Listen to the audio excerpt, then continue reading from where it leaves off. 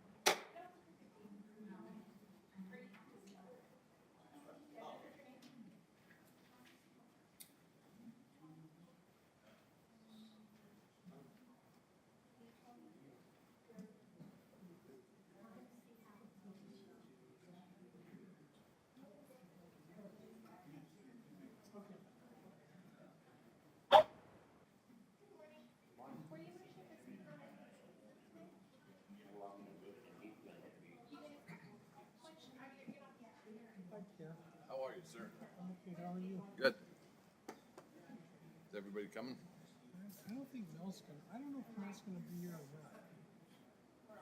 He's just staying at the house. And Yeah, he's been hunkered down for 2 years. I mean, he hasn't He left will not. he doesn't leave his house. Are you serious? Wow. And he has a house out in Deming. And when things were getting real bad, he moved out to the house. It's all by itself. It's like hundreds of yards from anybody else's house. He was growing vegetables. Oh my gosh, he was turning into. He was freaked out. He really was. Wow. Well, we got a quorum. 1, 2, 3, 4, 5. Yeah, we're gonna have to leave this in 3 minutes. It's okay. So he graces us with his presence again. Just looking at this, I would catch God with you. Turkey. I read that. I was like, I'm going to come. do I want to go or not? We'll see.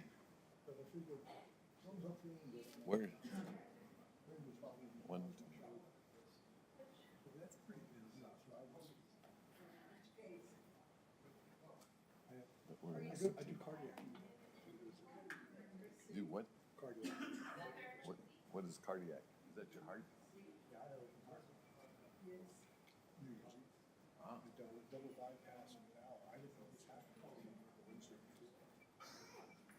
I did have mine. It's got a whole bunch of stents. So I was supposed to, but not, I got to do that.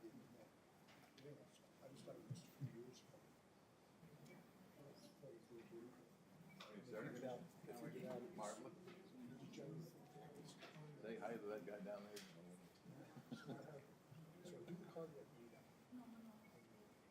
I go to the orthopedic surgeon, give me the history of infections. Give it a shot. Let's try PT. It's not for physical therapy. Go to physical therapy. I'm sitting there, I'm filling out all the forms and doing the call. And then finally it's your insurance will cover that. I said, I can do cardiac or I can do shoulder PT. Just for the cardiac's not good. And they gave me a list of exercises. Looks like we're ready to start. Part of me is like, part of me is That's the question I want. can't multitask. No. But in the government, it takes all the money. How are you, Sean? Is life good? Good. Oh. Just, that's why I can see doing this. Well, I've enjoyed your backdrop Believe it or not, this is back. on the machine.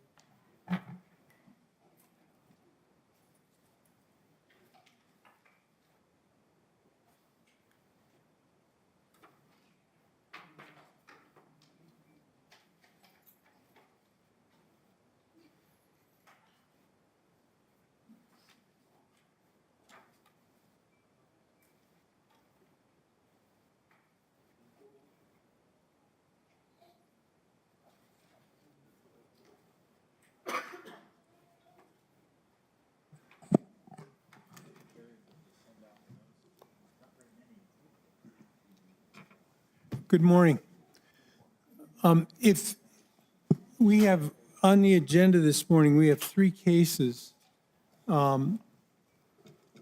If you would like to speak on any of these cases, I would ask that you go see Eileen over here and put your name on the list. We don't have an open floor where you could just speak. We ask people to sign up. It saves a lot of time. So Eileen, would you do the roll call of the officers, please? Commissioner Zargis, Present. Commissioner Thurston, Here. Commissioner Herrera, Here. Commissioner Montañez, Here. Commissioner Lear, Here. Commissioner Acosta. Is he joining us today? No. And Chair Zerniak. Here. Thank you. All right, so approval or changes to the agenda? So it looks like Commissioner Acosta is on. Commissioner Acosta, can you hear us? Mel, can you hear us? Okay. Shows up on the screen. You may be on mute, too. Mr. Chair, can you hear me? Yes, Mel. Here we go. There he is. I'm present electronically, and then also I would like to ask permission of the chair. I'd like to see if I can get excused at around 11 o'clock this morning. Sure. Thank you. Okay. And I'm sorry I didn't get a hold of you previously to chair the meeting, but with your charm and charisma and your knowledge, you'll do a very good job. Thanks, Mel. Thank you, Mel. So on the first case, case Z22-001, submitted by Mr. Juan Villarreal, we have a request to postpone this case to April 14th. So I'd like to hear a motion to postpone that to a date certain. Postpone case Z 22-001 to the April 14th meeting. Madam Chair, Yes. just real quick, I would ask if there's any members of the audience here for that case. There is, there is someone who wanted to speak. I did try to reach him out via email because I did get a letter of opposition for that case, and I I notified them via email that the case was being proposed to be postponed, but I never heard back. Okay. Can I hear a second, please? Second, Mr. Chair. All those in favor signify by saying aye. Aye. Opposed, same sign. Thank you. Any other changes? Mr. Chair, regarding case number SU 22-001, I do believe that the majority of the members of the public are here regarding that case. I'd like to make a motion to go ahead and move that, go ahead and move to hear this case first. Okay, can I hear a second? Second. All those in favor signify by saying aye. Aye. Aye. Aye. Opposed, same sign. Thank you. So we'll take SU 22-001 first. Could I get a motion for approval of the minutes from the P and Z for February 24th, 2022? Mr. Chair, I move to approve the minutes for our P and Z meeting of February 24th, 2022. Second? Second. Thank you. All those in favor signify by saying aye. Aye. Opposed, same sign. Thank you. All right. There's no old business. So new business, case number SU 22-001.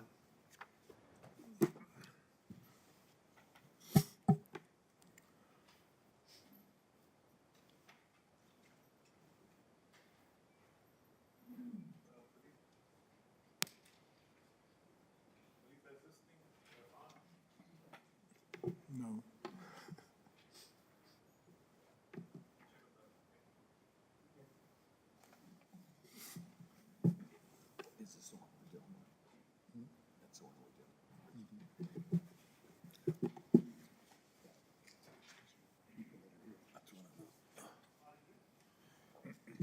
Eileen, who was it that signed up for the first case?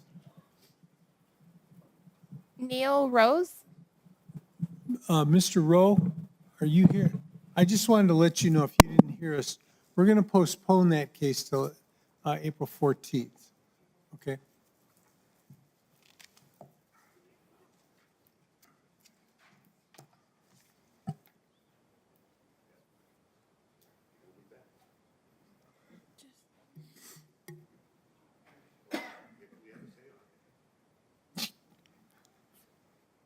Yeah, you're welcome to stay. Good morning, commissioners, members of the public. Our first case today is going to be a special use permit for cannabis growing and retail. The applicant is Mr. Before you start, Albert, can I swear you in? Yes, Please state your name and address for the record and raise your right hand. Albert Casillas, 845 North Motel Boulevard. Do you affirm that the testimony you're about to give today is the truth and nothing but the truth under penalty of law? I do. Thank you.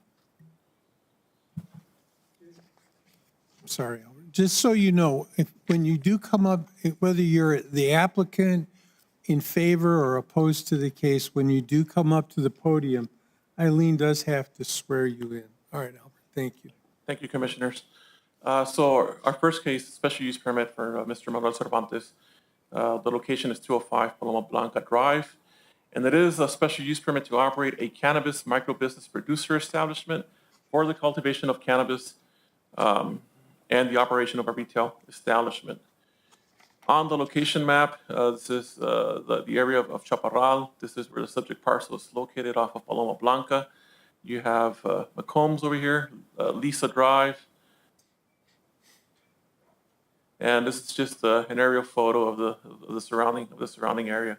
So still, as a reference, we have Lisa, and then McCombs, and then Paloma Blanca. Property is 3.52 acres. It is a T2 rural zone. Looking at the assessor's office, I couldn't really see any information for existing structures, but aerial photography does show the building at least being there since the early 80s. There is water being provided by Lake Section Water, septic tank on the property. The property was created via a claim of exemption back last year. They created a 3.5 acre parcel and a 1.5 acre parcel. And then from there it was purchased by the current owner in August of last year. Paloma Blanca Drive is a county maintained right of way. And here we have a close-up of the property itself. This is the 3.5 acres. It used to be 5 acres here, but then they ended up splitting it up through that claim of exemption. When we look at the zoning map, basically there's a mix of a T2 and T3 around there. You have a couple of T4s over here. This is for a church that's there right now. This I1, this is the current business for Hardy Hole Drilling. So they're a drilling company out there. And then down here, all these T4s and T5, it's the area of McCombs Drive. So earlier in the year, Mr. Cervantes submitted his SUP application for the growing and the retail establishment. So he's proposing up to 200 mature cannabis plants. And basically, he's going to be growing those on 2 Connex shipping containers. On his submittal, he's basically summarizing that his business is going to entail the following: that the existing 2-story building that's there is going to be converted over for the retail store and production. About 382 square feet of that first floor for that existing home is going to be used as a showroom and where the transactions are going to be taking place. So he's designated 382 square feet for the retail. The second floor is where he's going to be doing some of the drying, trimming, packaging. It's going to serve as an office and a safe room. The growing is going to take place on the 2 Connex containers that he's proposing. On one of the containers, it's going to hold up to 200 mature plants for the flowering stage, and then the other container that's going to have the clones and the mother plants. Each container is going to have about 15 to 20 LED lights, and they will be watered through a hydroponic drip system. He's also proposing operating hours, Monday through Sunday, 10 a.m. to 10 p.m. He's claiming that there's going to be accommodations for ADA requirements. And then when looking at traffic, he's stating that 1 customer per hour is expected on a slow day and up to 20 customers per hour during peak hours. After 5 p.m., heavier flow of customers are expected and different peak hours during the weekend. This is from his statement. On your packet, there was a site plan that was submitted by the applicant. So basically here we see the property. This is going to be the building that's being proposed right now for the retail and the production. This building, what's there, it's already been removed, and it's going to be about the general area for the Connex boxes. And we can kind of see a close-up there of what that is. And then he's showing the parking details over here. That's just a close-up of that same site plan. On the floor plan, of course, we're going to look at the first floor. So this is going to be the retail area on there. And then just you have storage in the back, and then the preparation. And this is what the second floor is going to look like. That's just another close-up. So basically on the second floor, you'll have a drawing room, you'll have a trimming room, office, and then a safe room in the back. So 17 letters of notification were sent out. The notice was posted on the Sun News. The signs were posted on the property, and there have been emails and petitions in opposition received for the special use permit. So to summarize the public input that was received, so they're on those letters and petition, they're stating that safety is a concern. Operating from 7 a.m. to midnight, it's not a good idea to have non-residents attracted to our neighborhood at midnight. There are no street lights on Paloma Blanca. There's a school bus stop outside of the 300-foot line at the corner of Paloma Blanca and Byram. Increased traffic in the area is another safety concern. People are against having cannabis growing retail in a residential area. And there's a concern on surrounding homes, daycare centers, schools, and churches. And then also they're saying that a negative effect on the ability to live peacefully and safely. So this is coming from the public input that was received. So the following slides are pictures of the property. Or actually, this one's just a picture of the sign that was posted as part of the public notification requirements. This is a 300-foot buffer that's required by the code when it comes to a notification of letters. And then here we have the subject parcel. So that's going to be the proposed building here. We don't have the connex boxes. Those, if approved, will be added at a later date. But this is what the property looks like here, looking at it from Paloma Blanca. Another picture. So there used to be a structure here that was removed. And this is just another angle of the property. This is a pad that was built on the behind the structure that we just saw. Here's the driveway entrance. A view of Paloma Blanca Drive. This is looking west, and here we're looking east, right in front of the subject parcel. Some of the surrounding businesses, this one here is currently serving as a mechanic shop, and then down the road we have the entrance to Hardy Hole Drilling. And then just some of the surrounding areas, you can kind of see some of the existing residences on the surrounding lots. This parcel right here, this one's the parcel immediately east, and recently there was a mobile home added to that parcel. So when looking at the special use permit requirements and criteria, these are the sections that we look at. And of course, we have a section here for cannabis establishments. We have the section for special use permits and also the decisional criteria. We got to look at the traffic flows, the need for new commercial or residential activity, water and sewer needs, existing infrastructure, any environmentally sensitive areas, and the impact to the surrounding properties and implementation of best management practices. And these are just some of the rules under the cannabis establishments that were adopted not too long ago. There are some distancing requirements, basically 300 feet away from any school or daycare center. It talks about retailers and consumption areas being located no more than 300 feet away from another cannabis retailer, or 300 feet away at a minimum. And when it comes to residential areas, the shortest direct line measurement to a residential area may be reduced by applying for a special use permit. And then on number 4, we have kind of like the operating hours for retailers. So basically, on retailers, they may only sell cannabis products for off-site consumption between 7 a.m. to midnight. This is what's currently in the Unified Development Code.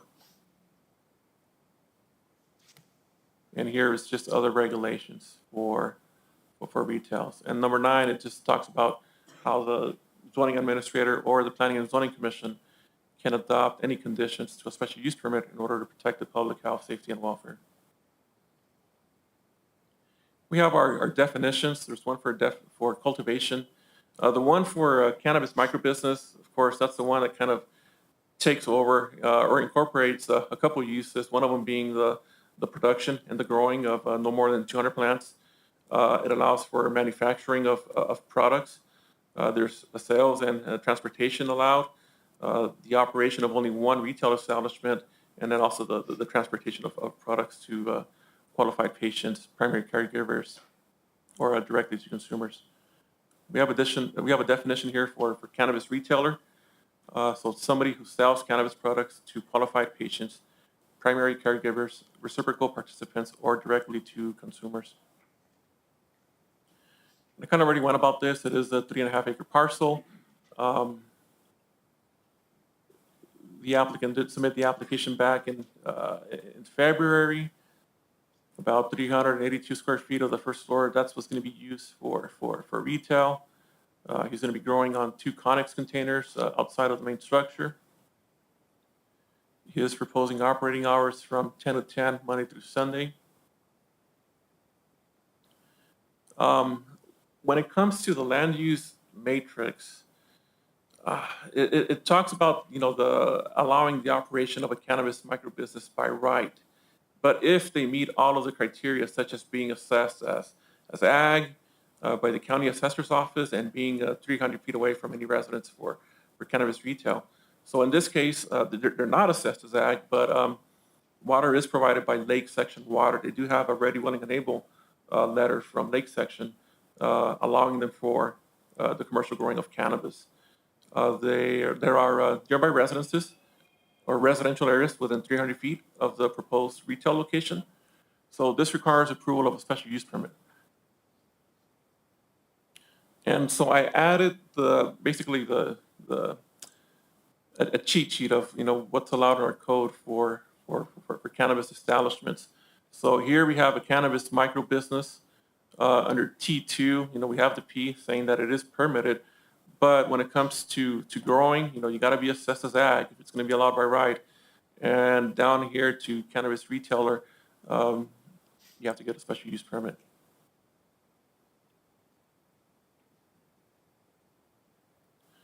In addition, and I think I included this on my case analysis. So just going at the Cannabis Control Division website, currently right now in Chaparral, when you do a search just by zip code, we have 29 applications for cannabis establishments in Chaparral. They vary from retail to growers. Not just micro business, but the regular growers, more than 200 plants. And that was just a quick search under that zip code.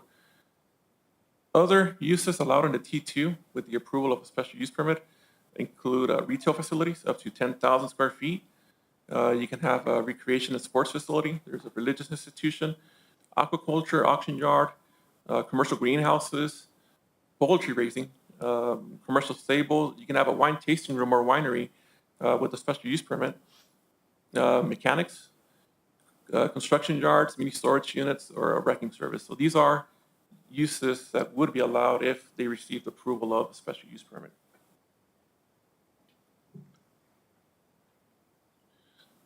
And on this one, it's just talking about the social and economic equity mandate by the state. Kind of opening it up to or encouraging racial, ethnic, gender, geographic diversity, and New Mexico residency among licensee applicants, licensees, and cannabis industry employees.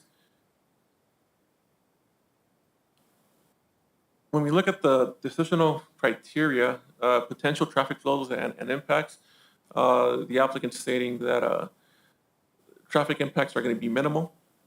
They're only going to be employing 4 people on site.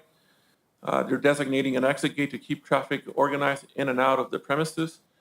Customers can access Paloma Blanca via McCombs Road from the east and Byram Road from the west. Both are county-maintained right-of-ways. So the need for new commercial or residential activity, Chaparral being a growing community will benefit from the commercial activity that any new business can bring. New employment opportunities will be available for Chaparral residents in the next couple of months, also attracting other nearby New Mexico communities. Potential water and sewer needs, Lake Section Water, there is a ready, willing, and able letter from them. They're going to be using a hydroponic drip system for the growing of the cannabis. There's been no evidence submitted that there are endangered or rare species of animal and plant life in the area. So for this impacts to the surrounding properties, the property will have to meet all security measures as required by the Cannabis Control Division, including security alarms. There's a digital video surveillance required, commercial grade logs, limited access areas, lighting and fencing requirements for outdoor areas or greenhouses. Nearby surrounding non-residential uses include the Hardy Hole drilling. There's the volunteer fire station that is currently used as a mechanic shop, and there's a church, and we saw that on the zoning map and on the aerials. Hours of operation are being proposed from 10 a.m. to 10 p.m. Monday through Sunday, and there's not going to be any major impact to existing traffic. And the implementation of best management practices for the development, applicant will implement best management practices that are identified, noted, and included in the reviews and conditions required for the SUP. So the applicant states that implementing BMP will always be prioritized in the project for the future of the growing community. Smart water usage and responsible waste management will be two of the main practices that they will be able to contribute on. So for the decisional criteria for 350-204D, staff believes that they comply with this requirement. Our staff findings, they're included on your packet, but basically notification requirements have been met. The PNC does have the authority to hear this case. The decisional criteria is consistent with the health, safety, and general welfare of the residents of the county per the intent of the UDC. They do need a special use permit per the land use classification matrix table in the T2 zone. And then also they are not located within 300 feet of a school or daycare center. We do believe that they meet the social and economic equity mandate by the state. And also the PNZ may apply conditions to special use permits in order to protect the public health, safety, and welfare. Our recommendation for today for this case, we are recommending conditional approval of SU 22001. Our conditions 1 through 3 are basically saying that any existing structures and new construction proposed to be used for the cannabis establishment will be required to meet all applicable construction, fire, and life safety codes. We are stating that the retail operating hours be Sunday through Thursday, 9 a.m. to 9 p.m., and Friday through Saturday, 10 a.m. to 10 p.m. And that's Sunday there, number 2, that's a typo, the second Sunday. So just to be clear, Sunday through Thursday, 9 a.m. to 9 p.m., and then Friday and Saturday, 10 a.m. to 10 p.m. We're also requiring him to install a buffer class 2 semi-opaque screen, not around the entire property, but around the area of operation. So the area where he's going to be growing and around the retail establishment, he needs to install a buffer.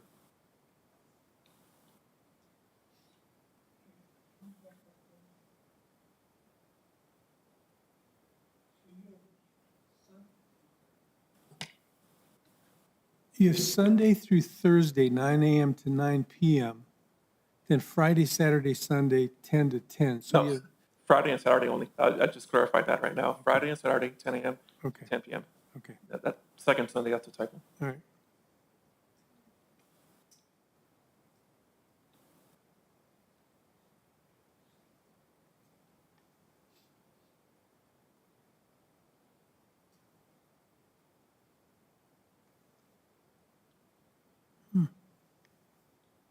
But that's the end of the presentation by staff, and we do stand for questions. The applicant is present as well, and I believe he also has a presentation. Okay, questions from the commission for staff? Albert, just one question, Mr. Chair. Okay. You had mentioned a previous permit was was approved in this area. Did that permit include retail? I don't know if I misspoke. What I meant to say was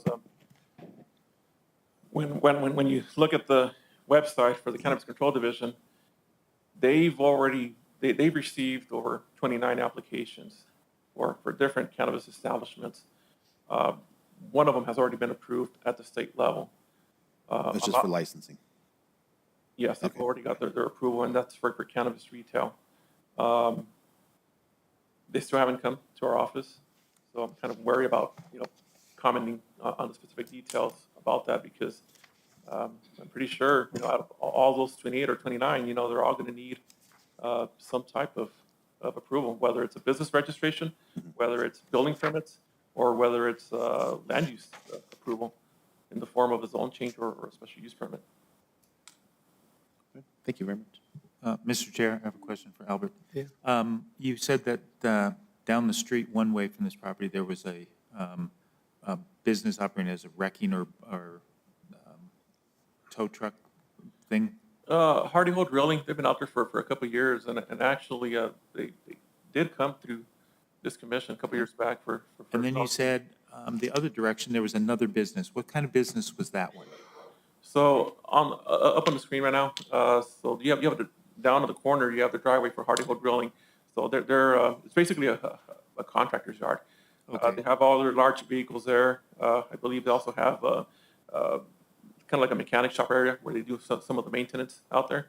And then on the back, half of the total lot, that's where they store equipment and that kind of stuff and materials. So neither of those properties act as retail?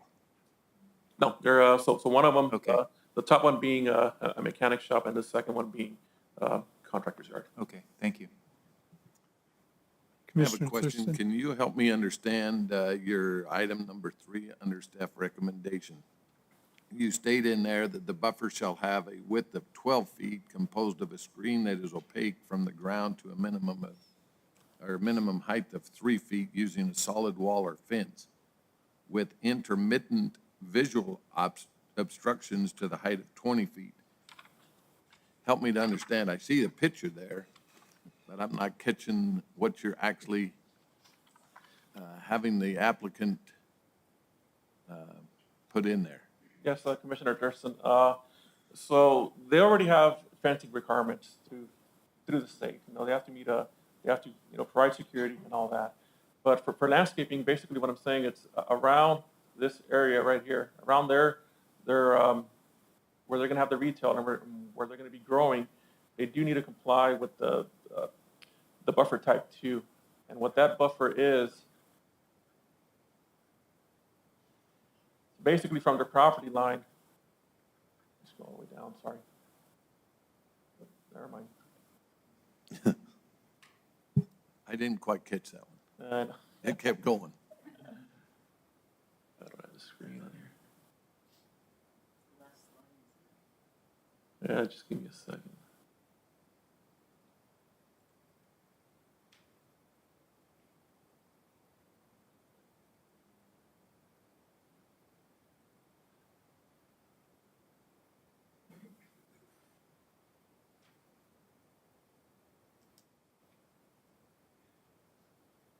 So a width of 12 feet. So what that means right there, it's 12 feet have to be designated for landscaping.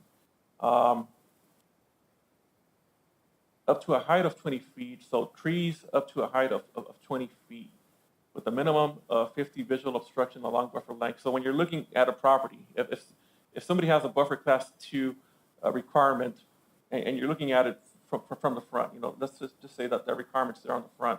When you're looking at the property, you're only supposed to kind of like see through it 50%. Instead of being completely blocked off, there are some openings where you can see.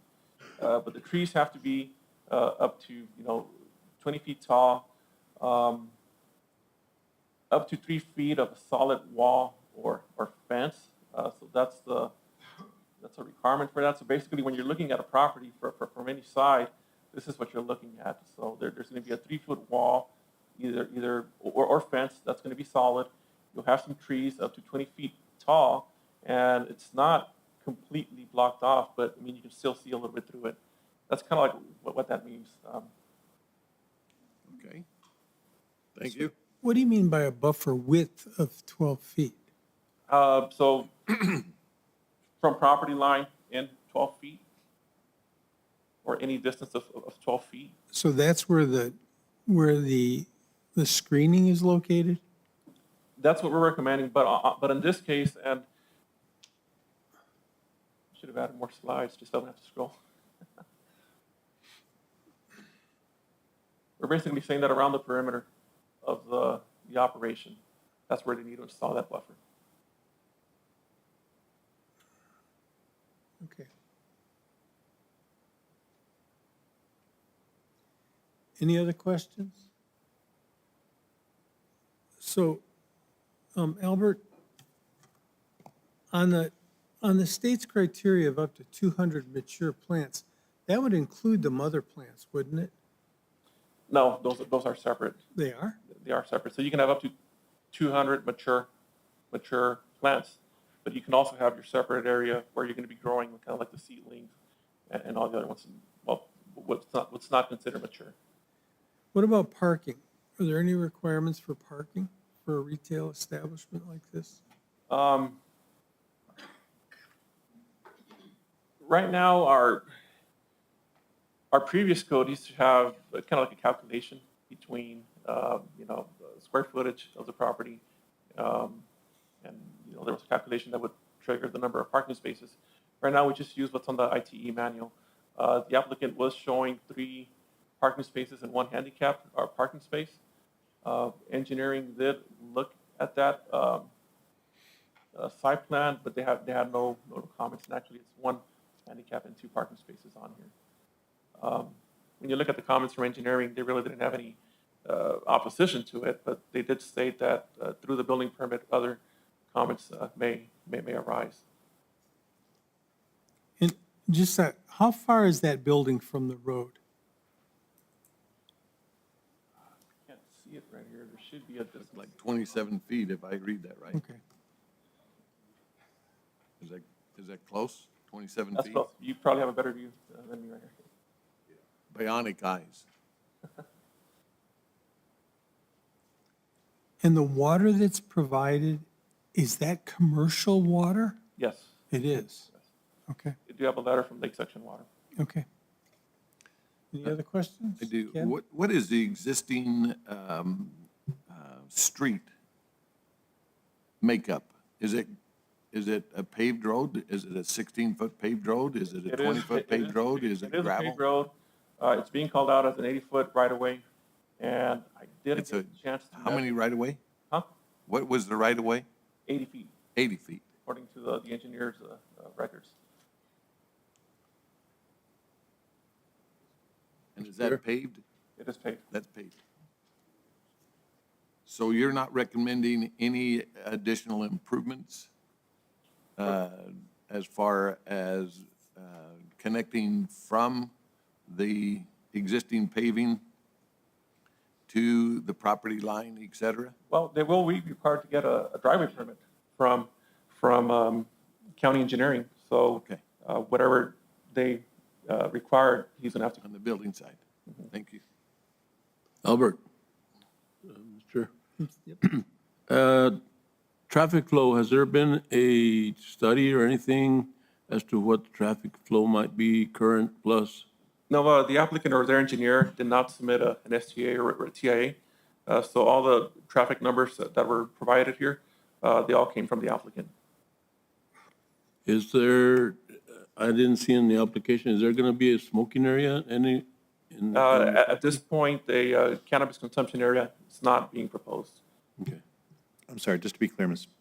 Chair, so the applicant, the applicant requested a TIA Did he request a TIA? or any kind of traffic analysis at all? No. Or, so this is just the applicant's projection of Yes. traffic? Thank you. But Commissioner Herrera, no, right now, there's no cannabis consumption area.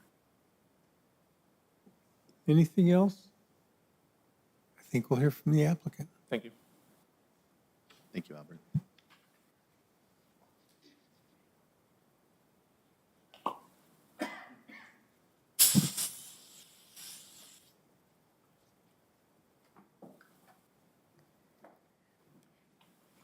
Good Good morning. morning. Sorry. Can you please raise your right hand and state your name and address for the record? My name is Manuel Cervantes. My address is 205 Paloma Blanca, Chaparral, New Mexico, 88081. Do you affirm that the testimony you're about to give today is the truth and nothing but the truth under penalty of law? I do. Thank you. Good morning. Morning. Again, my name is Manuel Cervantes. God, thank you. I am one of the co-founders for MED LLC, and we are the applicants proposing that we can get this approval for a microbusiness production license as well as a retail establishment. I will try to make it brief for the sake of time and respect of the time of the public. But I did want to make a little introduction about myself. 33 years old, married, 3 little ones. I come from a background of 10 years of experience in the transportation industry. And prior to that, I was 4 years in the banking industry. We are hoping that we can bring a new project to the community that can benefit the Chaparral area. Our project is founded by 3 of us. You know, we're a minority coming from Hispanic Mexican culture. It's a family-owned business, and it is also women-owned. It is myself, my father-in-law, along with a good friend of the family. Our goal is to produce high-quality indoor cannabis, which makes it a lot safer and a lot better quality for the public, for the consumer. Our sales, we are hoping that most of it could be done through our retail location, but we really want to aim for our brand to be made available at different dispensaries across the state. The impact that we want to make sure we have since day one is a positive one in our community, and that way our family is also benefiting from this new business, from this new project that we are trying to take off on. The possibilities that come to myself, my business, my family are endless once this gets running. And we do hope that this is just a start to many other investments that could come in the near future, thanks to the revenue from this project. Some of the many benefits that I would like to point out that our community can benefit from is entry-level employment. I don't know that there are not other options in our community already, but I am sure that our establishment will bring a lot more entry-level opportunities. That means that you don't need a lot of college background, a lot of previous experience. Basically, anyone that is willing to work should be offered an opportunity. And that is something that we're also hoping, and that the state, when this was passed, is expecting. I believe the number was somewhere right around 10,000 that they had projected right off the bat for the state. Tourism has always been something that the states with approved adult use already has seen. Tourism will bring more business to anywhere from our gas stations, our local supermarkets, our restaurants in the area, bringing more revenue to our community. The real estate industry, as it is, it's already booming, but when the adult use gets approved, I am sure, just based on other states' experience, that it will also continue to grow by increasing the value of our properties along with our neighbors. The demand for real estate should also be able to be increased due to people being attracted to our state, in this case our county, because in their areas, in their states, in their communities, it is not approved yet. So that has been also another one of the attractions that we've seen in other states. Construction that kind of goes hand in hand with our real estate improvement should also be able to benefit the construction industry, our contractors, and our people working in that industry. Some of the industry projections that I would like to focus on is the taxes and how it can maximize our economic advantage, which is one of the bigger things that every state has seen that has an adult use program. Those taxes have endless possibilities to bring something back to the community. We have seen in other states as well that by legalizing the recreational use of marijuana, the organized crime also takes a hit on that, which makes our community that much safer with less organized crime out there. The cannabis that we will be producing that will be up to regulations of the state does have to be lab tested, which means it is a lot more safer for the consumer after the fact that the lab approves of it, no hard chemicals and pesticides and things like that.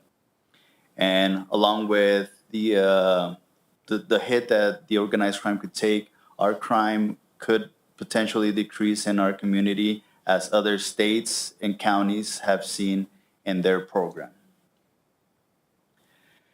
We will be in compliance with the state since day one, and as we've been up to today with the whole process of the special use permit and the application of the state licensing, we will make sure that things are done right from the frontline employees to ownership of the building to make sure that we protect ourselves and the public. We have been following all the guidelines to county and state requests. We are now within 300 feet of a daycare, any school, kindergarten through 12th grade, or any church. We will also make sure that our security system and our video surveillance are in compliance with the state and county restrictions, which benefits all of us. Lighting and fencing, as Albert had already mentioned, is also being requested from the state level. We will make sure that our facility, along with our property lines, are very well lit and fenced. Again, both for the security of our neighbors, our public, our customers, and ourselves, along with our employees. This is a program, nonetheless, for adults only. The cannabis program will not allow to sell product to anybody under the age of 21.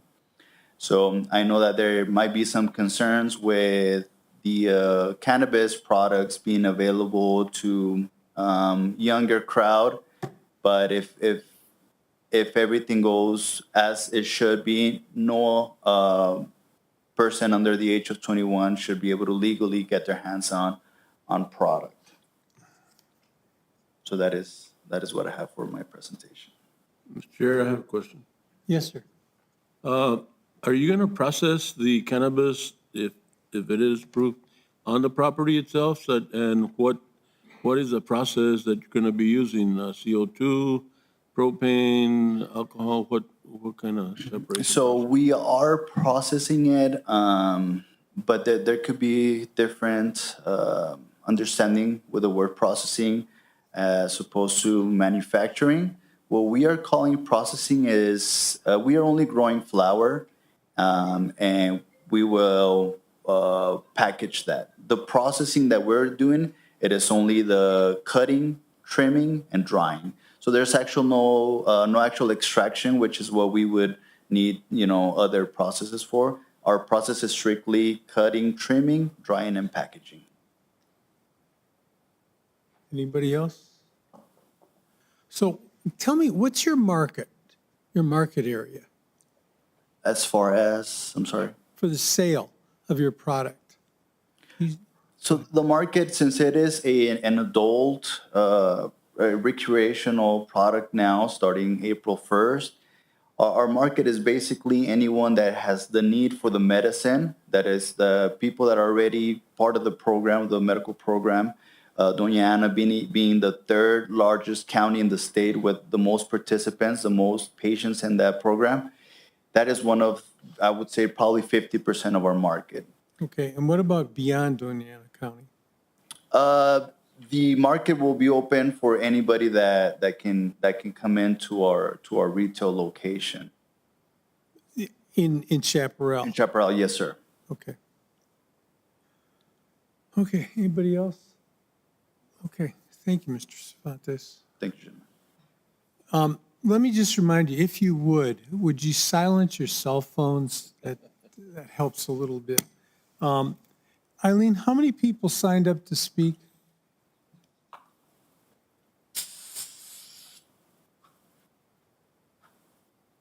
17. 17, okay. Here's what I'd like to do. I'd like to, for anyone that wants to speak and is on the list, we're going to ask you to come up and be sworn in. I'm going to give you 3 minutes, and a timer will pop up here. Don't be distracted by that. And if your comments are repeats of someone else's, it would help if you would just come up and say, my concerns are safety, the same as the person that spoke before. It saves a little bit of time. If you have something else that you want to add, that's fine. But remember, we're going to limit you to 3 minutes. So who's first? Chair, Yes. I do have one request for public input.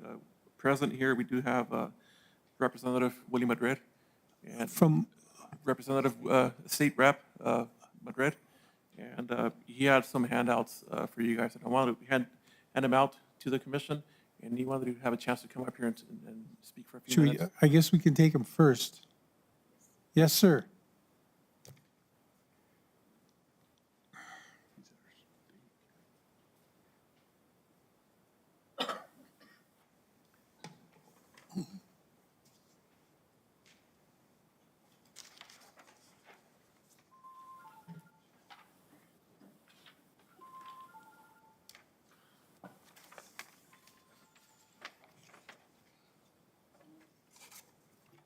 Good morning. Can you please state your name and address for the record and raise your right hand?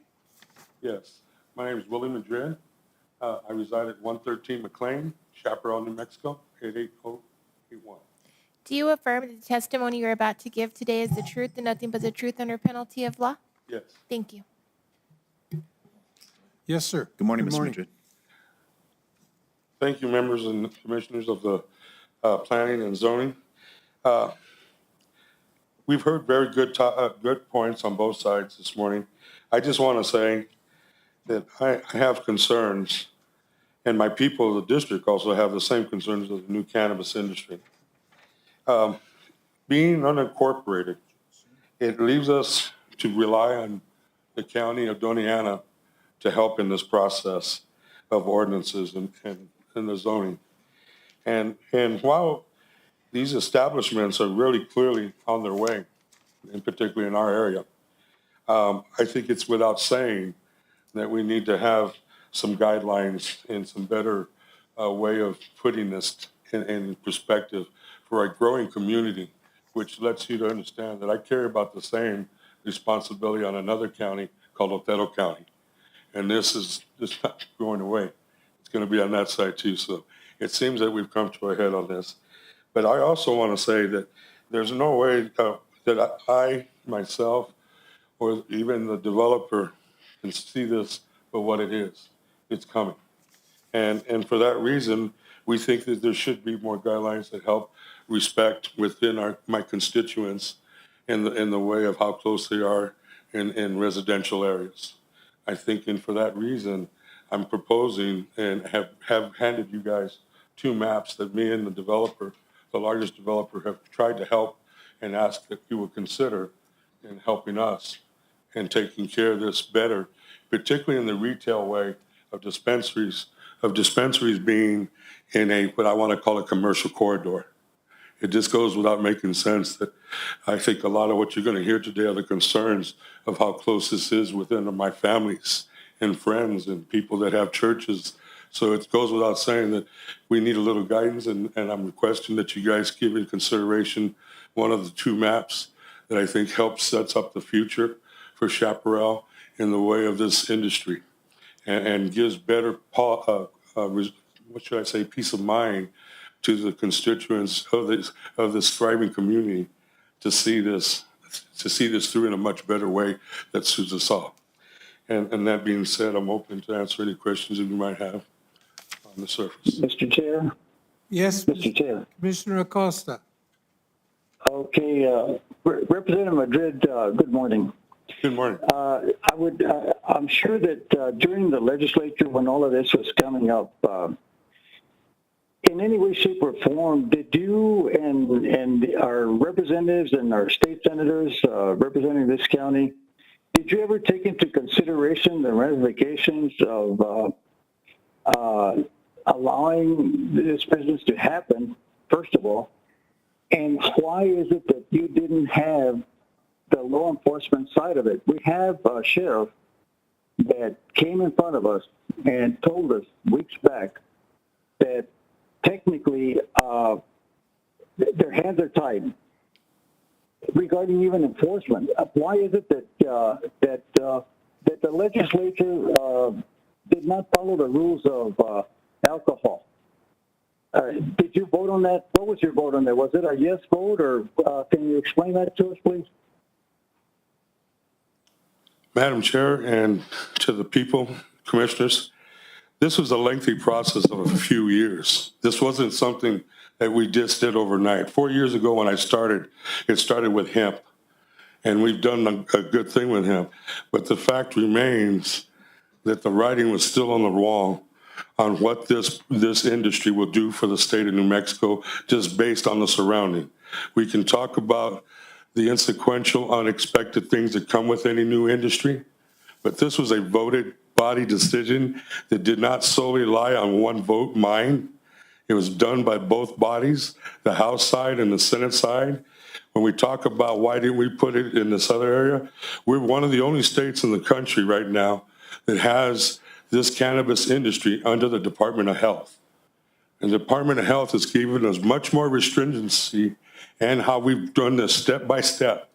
So I don't want anybody to feel that as state legislators of two bodies that are the House and the Senate did this unconsciously and selfishly.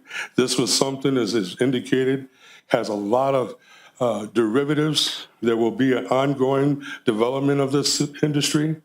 And to the point, when we look at this, the amounts of money that we can put towards things that will help our state in roads, in schools, will be endless, as we have seen it around other states. I'm not going to defend this because, as you heard me say, I have a responsibility to all my constituents.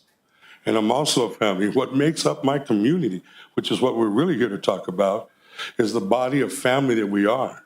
We are a family community. And that's our concerns that I can't. We make laws so many times, and you see how it trickles down. And when it gets down here, now I know what I got to do to help fix it. And I can't even fix it from where I'm at, because the only thing I can fix is when I'm in session. And we all know that as a state, we're thriving right now with a lot of good things that we have, and this is just going to add to the top. I'm not excusing it. I'm not cowering away from it. I'm standing in front of it, and we will learn as we learned with others. Alcohol and tobacco has its own issues, and we kept it to their lanes. And we felt this deserved its own lane for us to better accommodate and make fixes going forward. Thank you. Anybody else? Yes, Mr. Chair.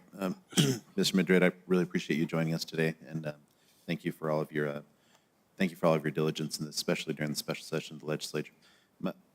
I do have a question that, based on your letter and just kind of the two maps you provided, you do have a general concern because Chaparral is, although unincorporated, it's a community, it's a city without its own municipality.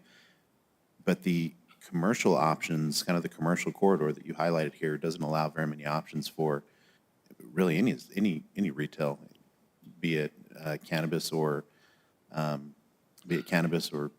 anything non-cannabis. Am I correct? So that really your concern here is that you'd like to see a few more zoning standards set for Chaparral than what's in place now. Well, you said it right to begin with, because we are unincorporated. I'm dependent and reliant on you as my local government, correct? So that being said, I'm entrusting you guys' professional opinion and background to see fit to make, not concrete, because and I know that it's not my intent to hold any small business that are coming into Chaparral, or any industry for that matter. That's solely why we have to be in this position as a water provider, and this because we can't stop people from coming into our community.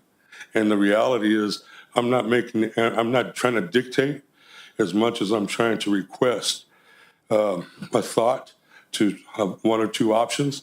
and use it accordingly until we do become incorporated. Because I'm hearing it, as I always hear it, we could tie these loose ends if we had incorporation under our belt.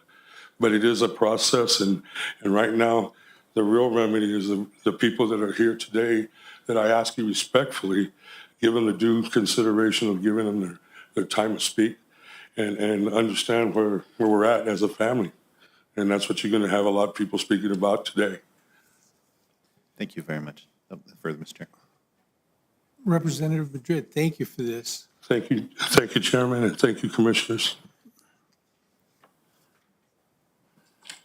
Let me just ask, sir, just one quick question. Sure. So you gave us two maps labeled A and B. Is one of them preferred over the other?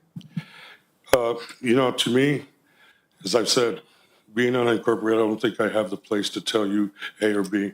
We just wanted to give options that lends you some level of empowerment to understand it's a call that we have to make. And hopefully, if we can be given the consideration of those maps, I think it might begin the remedy. And again, it's not the micro, small farmer business that we're talking about. It's really the dispensaries and these other products that we talked about, that were asked about, that we want to keep them on those lanes, which we would think, and maybe I'm wrong, but I would think that would make more sense for traffic issues, for security issues, for all the other things that we can manage a little better.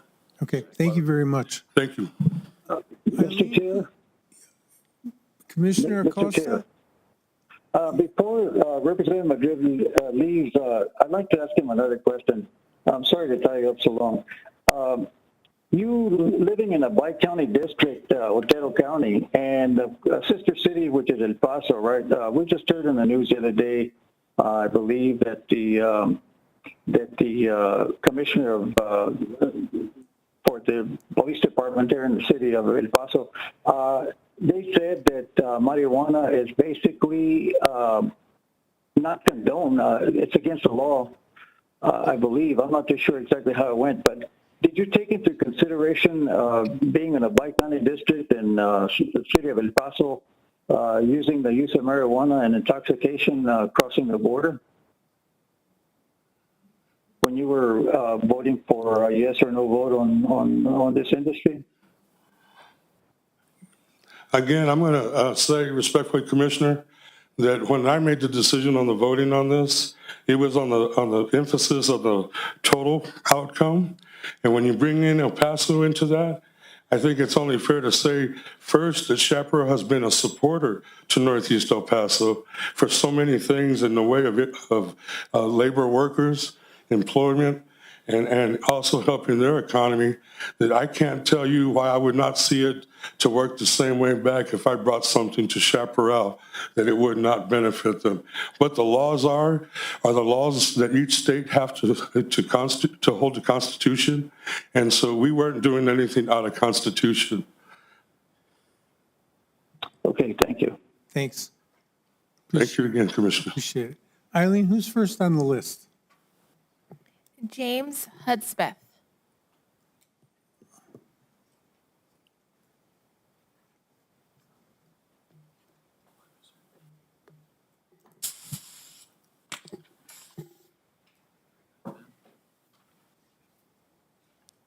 Please state your name and address for the record. James Hudspeth, 109 Butler Heights Road, Chaparral, New Mexico, 88081. Do you affirm that the testimony you're about to give today is the truth and nothing but the truth under penalty of law? Yes. Thank you. Good morning. Good morning, y'all. And ladies and gentlemen of the committee and my fellow Chaparralians, thank you for coming today to discuss the opening of the Cannabis Distribution Center on 205 Paloma Blanca. It is my goal today to inform you of the desire to stop this distribution center from opening and to convince you of the detriments that such a place would be to the community. And there are 3 key points to elaborate on regarding the halt of this facility being permitted to be built and conduct its business. These factors are, of course, community, our law enforcement, and the crime that can and will ensue if this dispensary is allowed to be built. The facility that is proposed to be built is in an area that is considered a T2 rural area. And according to ecodes360.com, this is defined as a zone which consists of sparsely settled lands in open or cultivated conditions. These include bosque, agricultural land, and grazing land. Typical buildings include single-family residential site-built homes and mobile homes, farmhouses, and agricultural buildings. The area which is proposed to house this facility is in a whole community of families, people who want to grow and have grown their children in the area.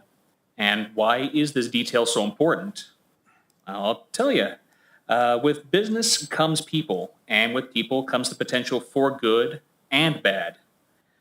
Given until recently the taboo nature of cannabis, evidenced by such government-funded programs as the Just Say No campaign, the National Youth and Anti-Drug Media campaign, the DARE campaign, it becomes evident that promoting the use of cannabis and making it readily available in an area with children, with families, will encourage said children to observe and learn that consumption of cannabis is a normal behavior and negate the good that these aforementioned programs have done to stunt the growth of adolescent drug use.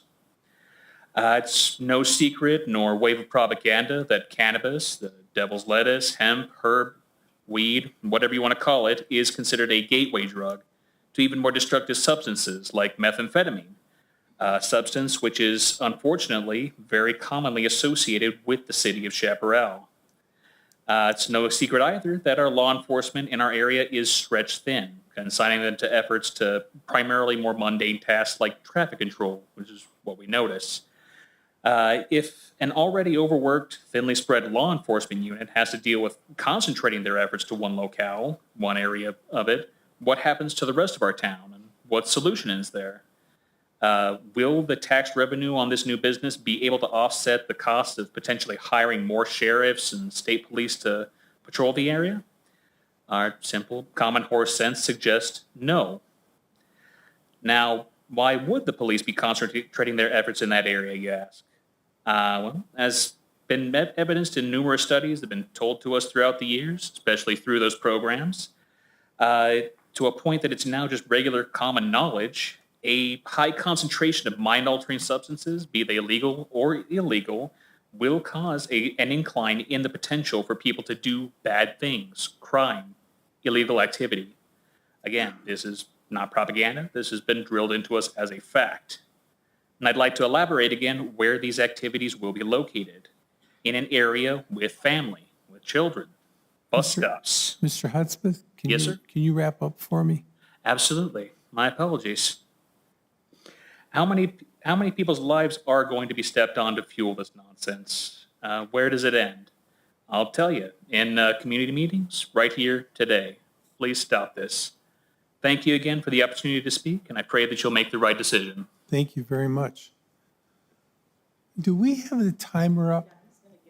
Okay, thank you. Eileen, who's next? Tony Mazaki.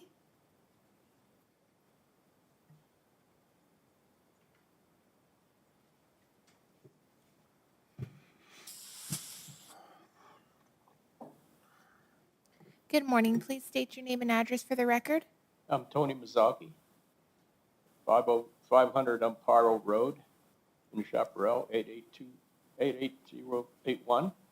Do you affirm the testimony you're about to give today is the truth and nothing but the truth under penalty of law? I say again, Do you affirm that the testimony you're about to give today is the truth and nothing but the truth under penalty of law? yes. Thank you.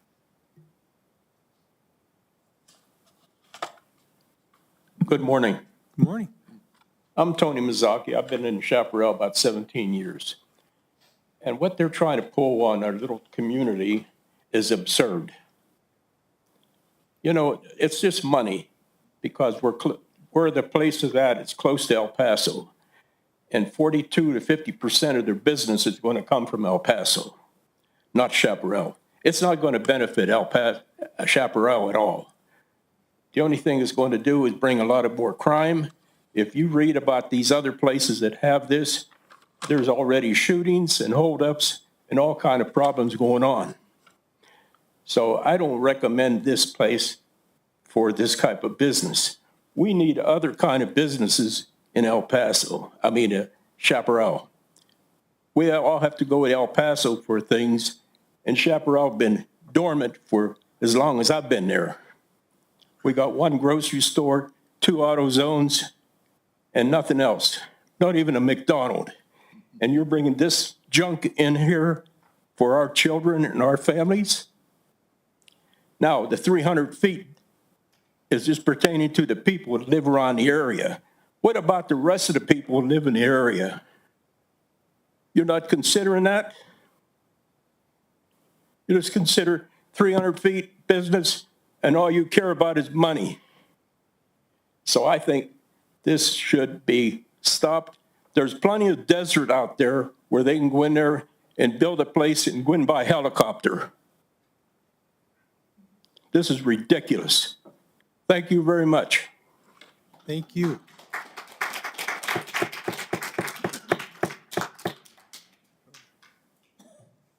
Next, Monica Bradstreet.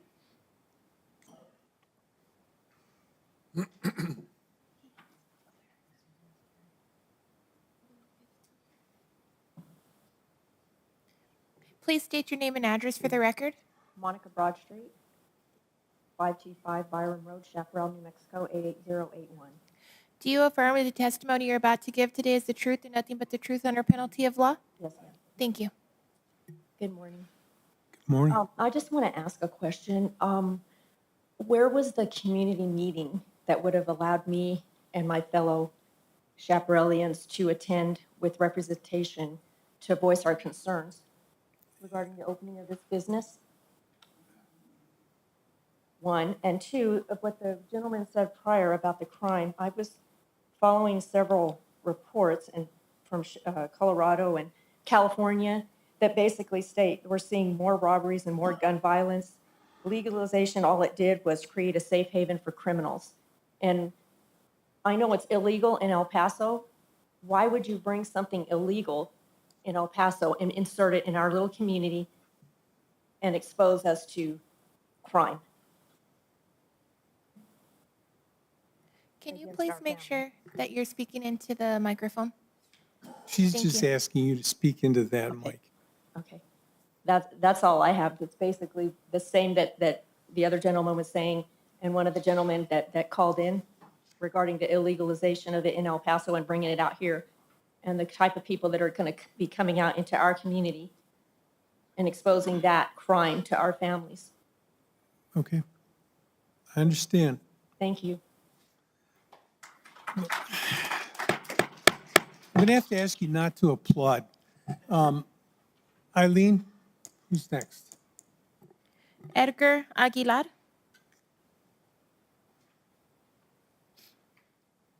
Chair, before Mr. Aguilar comes up, I want to point out that Mr. Aguilar was the one who submitted the petition with the signatures, so he went through all that trouble to obtain signatures. And I would ask that maybe if he can get a little bit more than 3 minutes if he's going to go over that time Okay. to talk. Thank you. appreciate that. I did kind of write an essay, so I did have more. Mr. Aguilar, if I can swear you in, please state your name and address for the record. My name is Edgar Aguilar. I live on 400 Byron Road, Chaparral, New Mexico, 88081.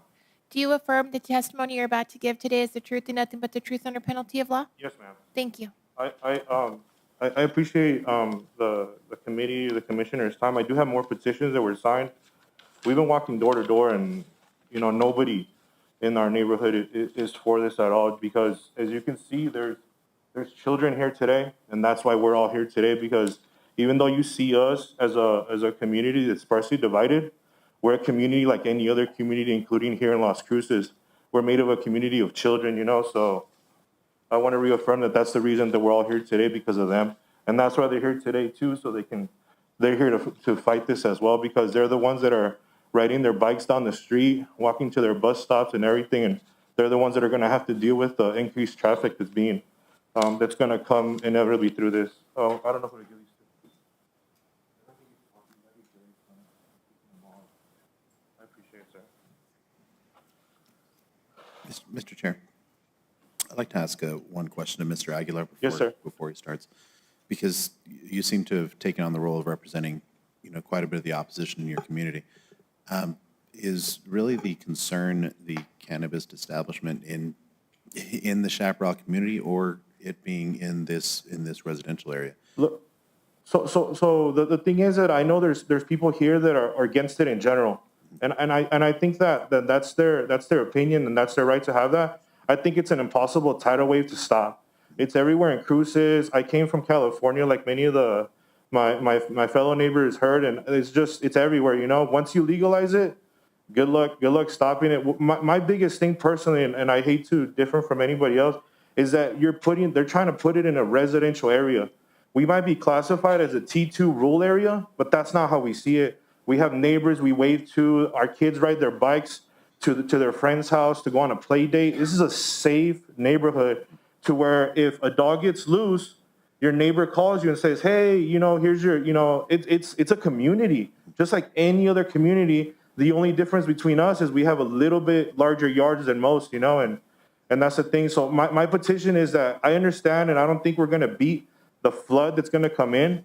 I just want you, like Mr. Madrid was saying, put it in a commercialized zone where it belongs. Don't put it in a residential road next to kids that are being homeschooled by their parents, Understood. Thank you, Mr. Chair. Good. Okay. So I wrote, I like I said, I had a thing I wrote. I put, we all live here in Chaparral in hopes of raising our family and children in an environment that will have them flourish and become successful and contributing members of our society. Most of us live a quiet and peaceful life, a place where you see children outside riding their bicycles on a beautiful afternoon. I live in a neighborhood where it's safe for our kids to go to their bus stop. In the photo that Mr. Albert Casillas drew, that perimeter, what he fails to mention, I don't think it's on purpose, is 4 feet from where he's at. There's a bus stop. Kids go there every day, and some parents have to go early, so these kids are entrusted to walk by themselves. You know what I mean? We have no sidewalks. We have no street lights. Even though the road is designated as being a large road, it is not. It is a small road that everybody walks on the road. You see families walking their dogs everywhere. You know what I mean? So it's the amount of traffic that's going to go through is going to be rough. And this business will bring a halt to all the peace that we have. The amount of traffic that will flood from everywhere and to make our lovely neighborhood, it's a neighborhood, will make it more than nothing than a highway to the only cannabis dispensary located in Chaparral. Our small roads are not meant to handle this kind of traffic.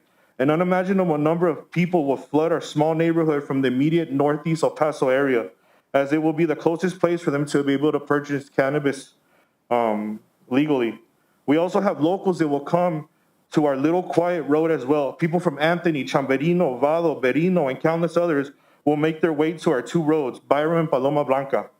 The same 2 roads where, like I mentioned, there's no sidewalks or anything there, and the traffic will be insane. Additionally, dispensaries across the nation get robbed all the time. It is easy to see why. They have a huge cash flow, and they have product that is very desirable and easy to resell once stolen.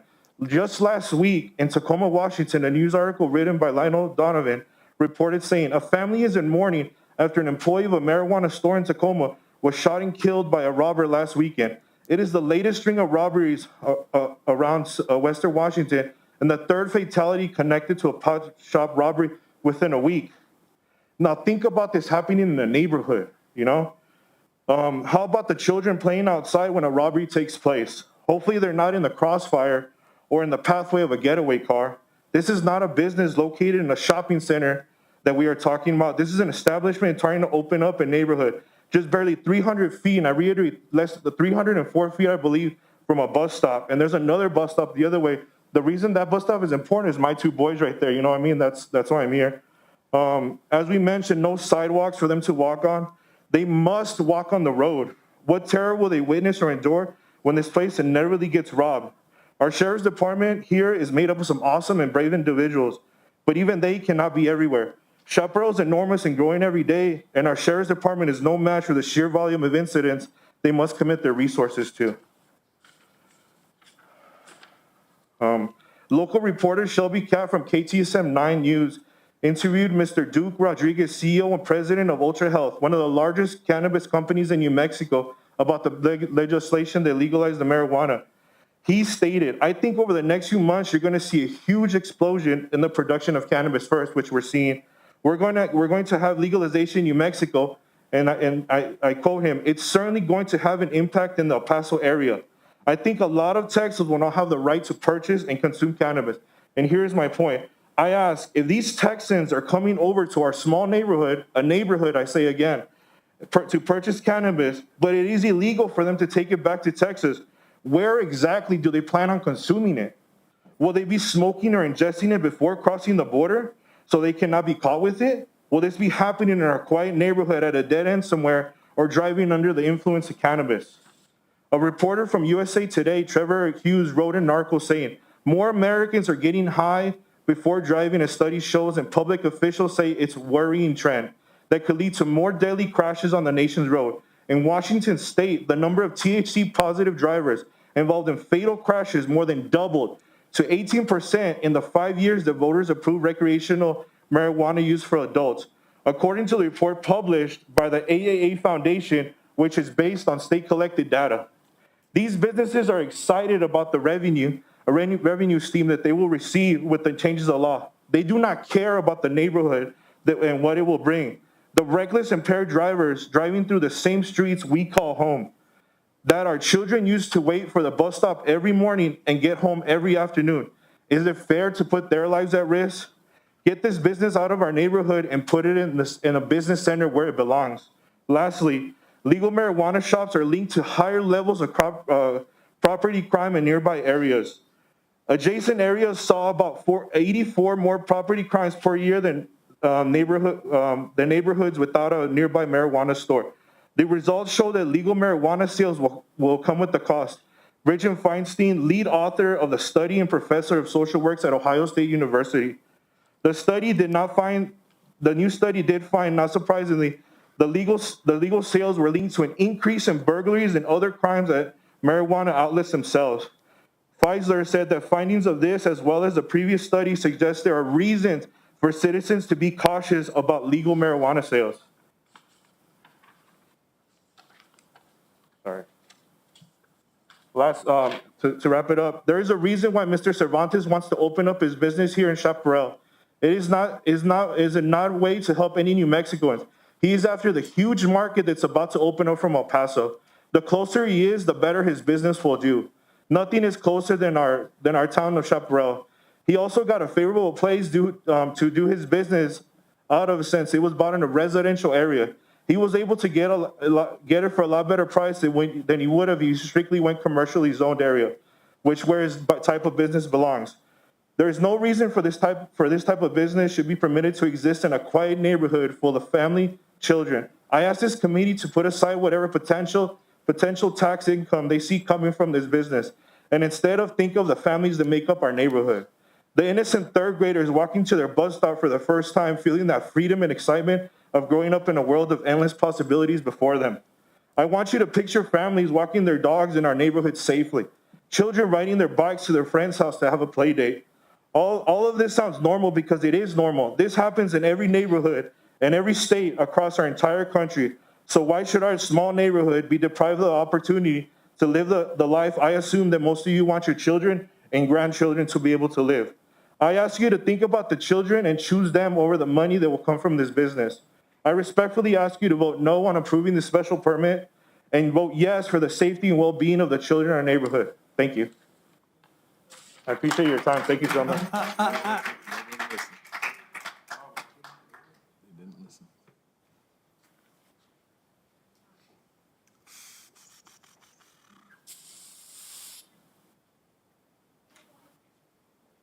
Eileen? Mike Hampton. Mr. Chair, Yes, Commissioner Acosta? I canceled my meeting. This is really important to me. I'm going to stay with it as long as it takes. Okay. This, just a quick comment. It's not a popularity contest. It doesn't work, I can tell you. We'll listen to the facts. If you have facts, please present them to us. That's what we're here to listen to. Thank you. Yes, sir. Please state your name and address for the record. Mike Hampton, 208-1 Paloma Blanca, Chaparral, New Mexico, 88081. Do you affirm that the testimony you're about to give today is the truth and nothing but the truth under penalty of law? Yes, ma'am. Thank you. As stated by many others here, I do live right across the street from where this is proposed to be accepted. My concern is my son. He's 14 years old. He's homeschooled. Me and my wife take care of him and have an in-home business there. The concern is, as everybody else has addressed, the fact that the crime in that area is unavoidable. My son will be walking to and from mailboxes. We can't, if he was wanting to go to my grandmother's house, I'd be concerned of him crossing the driveway to where my grandparents live because of the fact, the concern, another concern that I'm addressing is the fact that they're stating that the hours are going to be like 9 o'clock. It's dark already. And it's on some days 10 o'clock. My wife comes in from work at sometimes 9:30, 9:45 to 10 o'clock. She's going to be on the road trying to get into our property while there's more than likely on a Saturday going to be people coming to and from that are going to make me feel unsafe. I know that this is a decision from all of you, that your decision is going to reflect on the decision that we have to make. We're going to protect our community. So majority of the people that are going to speak to here have been here 25 years. My family bought property. That shop that was mentioned earlier belongs to my family. It was Chaparral, Doñana County Fire Department. It's now a mechanic shop. They neglected to share the fact that right behind that shop is where I live. Right across from that, on the same property, my grandmother and my uncle live. We're concerned about that, what's going to, unavoidable. There's been statistics that have been shown. We're concerned about what's there and what's going to happen. Yes, sir. So to wrap it up, I see that I got a minute left. I vote no. Okay, thank you.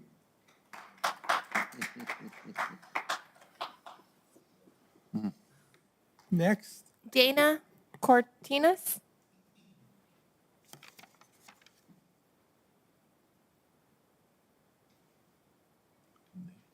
Hi.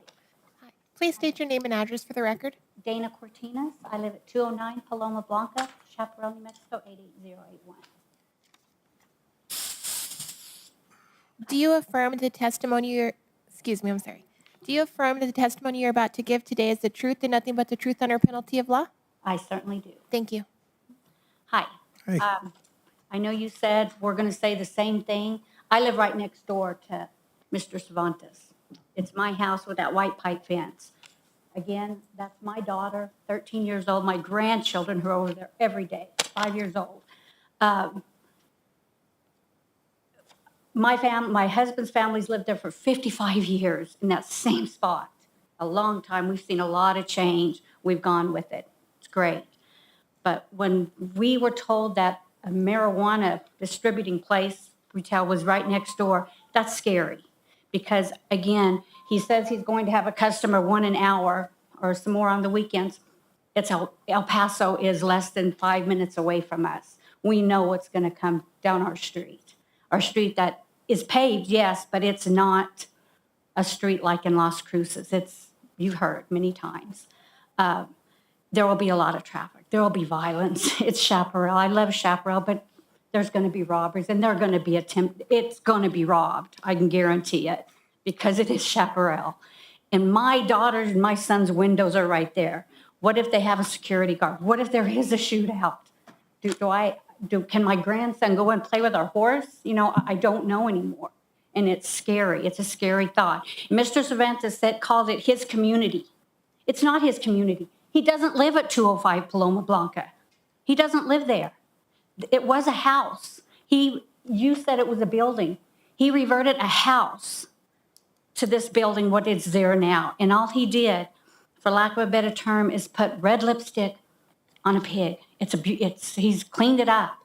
But what he wants to do with it is a shame. And he didn't come to us. His neighbors right next door, right across the street, he didn't come to us and talk to us. They told us they were fixing it up for their family on the weekend. And then we find out by a notice in front of the house that that's not true. He's got little kids. I've seen them there while they're fixing it. Adorable little kids. But you live in El Paso, right? You live in El Paso. They won't be living there because why would you want your little kids near a business that could get robbed every day? See, my little kids will be there. And that's why we're begging you to think, would you want it in your neighborhood? Would you want a business like that next door to your grandkids? I don't think you would. I'm begging you to just say no to this because we don't want it. Thank you very much. Albert, I'll wait. Go ahead, Eileen. Ray Aldaz.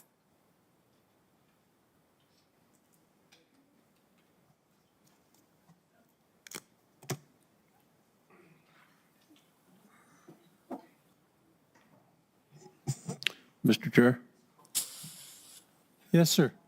could you warn the audience again about repetitiveness? Yep, I will. About applause or phone? Yeah. I would say both at this time, Mr. Chair. Okay. Commissioners are asking me to remind you, one, turn your phones off or put them on silent mode. And two, just remember, and this is from the commission, applause make no difference to us at all. It may make you feel good, and I understand that, but it doesn't do anything for us. The members of this commission have been here a long time. We've heard all kinds of things. We've heard all kinds of applause. It just doesn't make a difference. I hope you understand that. Mr. Abbas. Yes, sir. Can you please state your name and address for the record? My name is Raimundo Aldaz. I live at 612 Paloma Blanca Drive in La Colonia of Chaparral, New Mexico. Do you affirm that the testimony you're about to give today is the truth and nothing but the truth under penalty of law? Yes, it will be the truth. Thank you. Mr. I Chair. have petitions here. Mr. Chair. Mr. Chair. Yes, Commissioner Acosta. Excuse me a minute, Mr. Aldash. Mr. Chair, you have the power to bring in security if there's any discomfort of any sort regarding applauding or laughing or whatever. I would never condone that, and I will ask security to come in and remove these people from the gallery. We all have to have respect for each other, and that's the way I run the commission, and so therefore I ask you, if you feel uncomfortable, call security. Thank you. Go ahead, Mr. Aldash. Thank you, Commissioner Acosta. I think the audience has generally been very cooperative. Yes, sir. Gentlemen, the first thing, all these people you see here before you are from Chaparral. We drove all the way down with one single purpose, to deny the permit, because we never got any notices in permit. This is what we got from Tuesday's meeting. At the last minute, somebody in the community informed us of what's happening. I understand we should have had public meetings in Chaparral more than once in the evening. And I can assure you, if that had happened, this room would not hold all the people that would come here as we are to protest a business like this. We have so many, and I don't want to repeat, but we do not need this kind of business, and we did not come here to listen to the rose-colored presentation of Mr. Cervantes, because that's all it was a rose-colored presentation. He talked about taking the business over from the organized crime. Well, he's just going to switch it over. That's all that's happening. And less crime. It is documented that any time a business like this goes in, crime goes up. And he'll only sell to people 21 or older. What do you think those people are going to sell it to? We all know that. And let's call it marijuana, because marijuana is what it is. And it is an addictive drug. And let me tell you, because we are an educated people, we did not laugh out loud at Mr. Cervantes' presentation. That's why we did not laugh out loud at this. Everybody that comes up here and everybody here, we have this anger because other things have been shoved down our throat in the colonia. The biggest colonia in Doña Ana County, the biggest colonia in the state. And yet the government has shoved stuff down our throat, even when we vote against it. And I don't mean the whole county votes against it and stuff, and it still happens. We have the buses that run, empty buses that have been running for all this time. In Chaparral, the sewer system was shoved down our throat. It started, what, at $12? Now what is it, over $50? We are tired of having this stuff shoved down our throat. And yes, we're not incorporated. That does not mean that we are united. And I want to thank the people who gave us this message Tuesday. So that's what we're here for, to protest. Everybody here, all those petitions are protest, protest, protest. Thank you very much. Thank you. Maria Isabel Galve.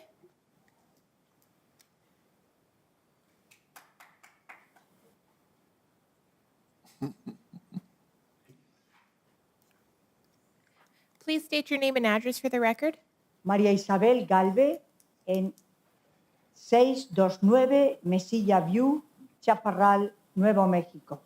Do you affirm that the testimony you're about to give today is the truth and nothing but the truth under penalty of law? I do. Thank you.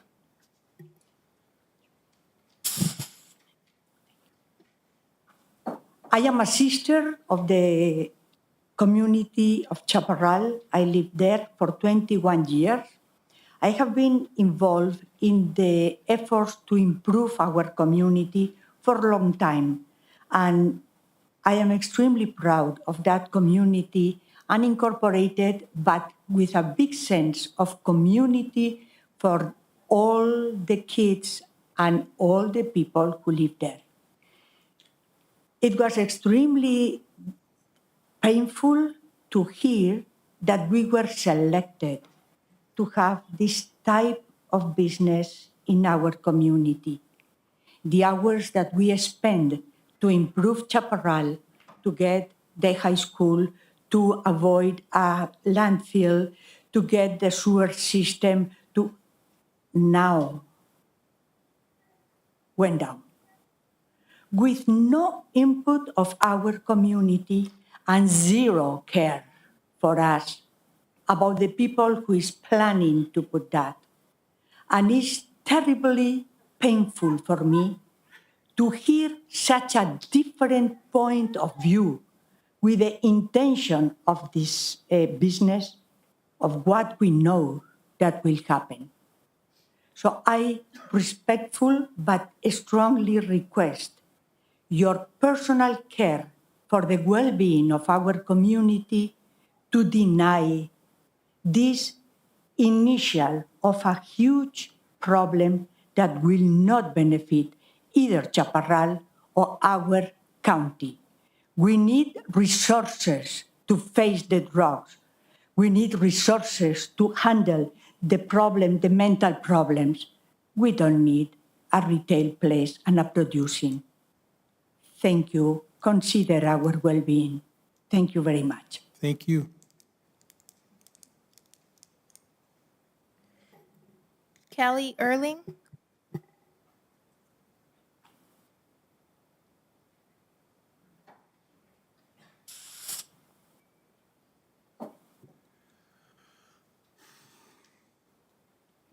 Good morning. Please state your name and address for the record. Kelly Erling, 496 Greenwood, Chaparral. Do you affirm that the testimony you're about to give today is the truth and nothing but the truth under penalty of law? Yes. Thank you. Hello. Would you want to pull that, just tip that mic down towards your, Down? yeah, there you go. Whoops. Because I'm short. Okay. Well, when I saw the photos that were put up, it was very deceiving because when you look down Paloma Blanca, there are approximately In that west of McCombs, there are approximately 35 homes. Now these are on acreages, all of them, at least an acre. And when you have your circle in the way that it went, it does not represent what you actually see. So if you have approximately west of McCombs on Paloma Blanca, 35 homes with, let's say, 3 people in each home, that is 105 people at minimum. There are approximately 35 homes on Byram, approximately. If you do the same thing, approximately 3 people per home, that's 105 people. So, I did my calculation wrong on that. Anyway, there are actually 2 churches in the area. One is at Byram and Paloma Blanca, and then the other one is on Greenwood and off of Paloma Blanca. There is one daycare that I know of.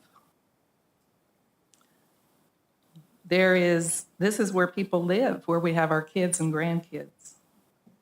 And from what I'm understanding, all this is based on is money. And whether you know it or not, there is in the Bible, it says the love of money is the root of all evil.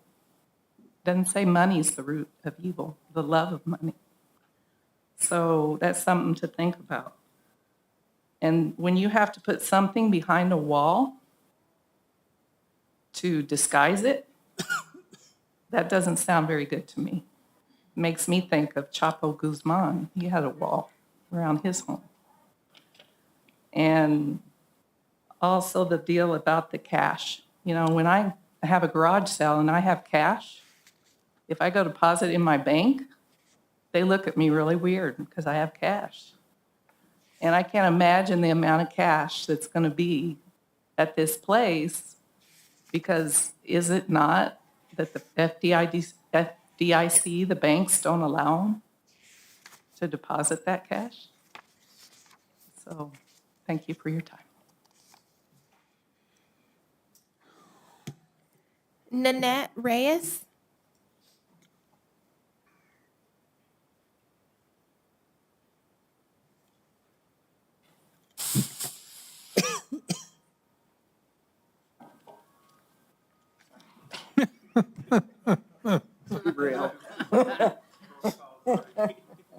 Good morning. Please state your name and address for the record. Good morning. I am Nanette Reyes at 403 Byram, Chaparral, New Mexico, 88081. Do you affirm that the testimony you're about to give today is the truth and nothing but the truth under penalty of law? Marie Hughes, I'm a sister. She needs some help, support. Okay. She's a part of our presentation. Okay. Oh, Marie Hughes, 403 Byram, Chaparral, New Mexico. Do you affirm that the testimony you're about to give today is the truth and nothing but the truth under penalty of law? Yes. Thank you. Sort of a tag team. It's sort of like that.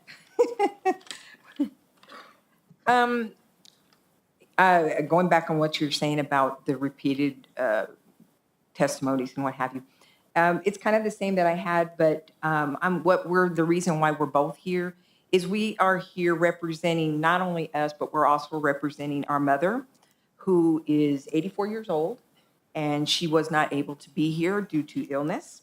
So she did write a letter, and I would like to be able to read this to her, to you from her, if you will let us. And I don't know if I got it sent to you. We sent an email, but I don't know if you got it. So we're going to read it and give it to you. And Carolyn Marshall, okay? Oh, okay. You didn't, okay. My name is Carolyn Marshall. I own the property on 403 Byram Road.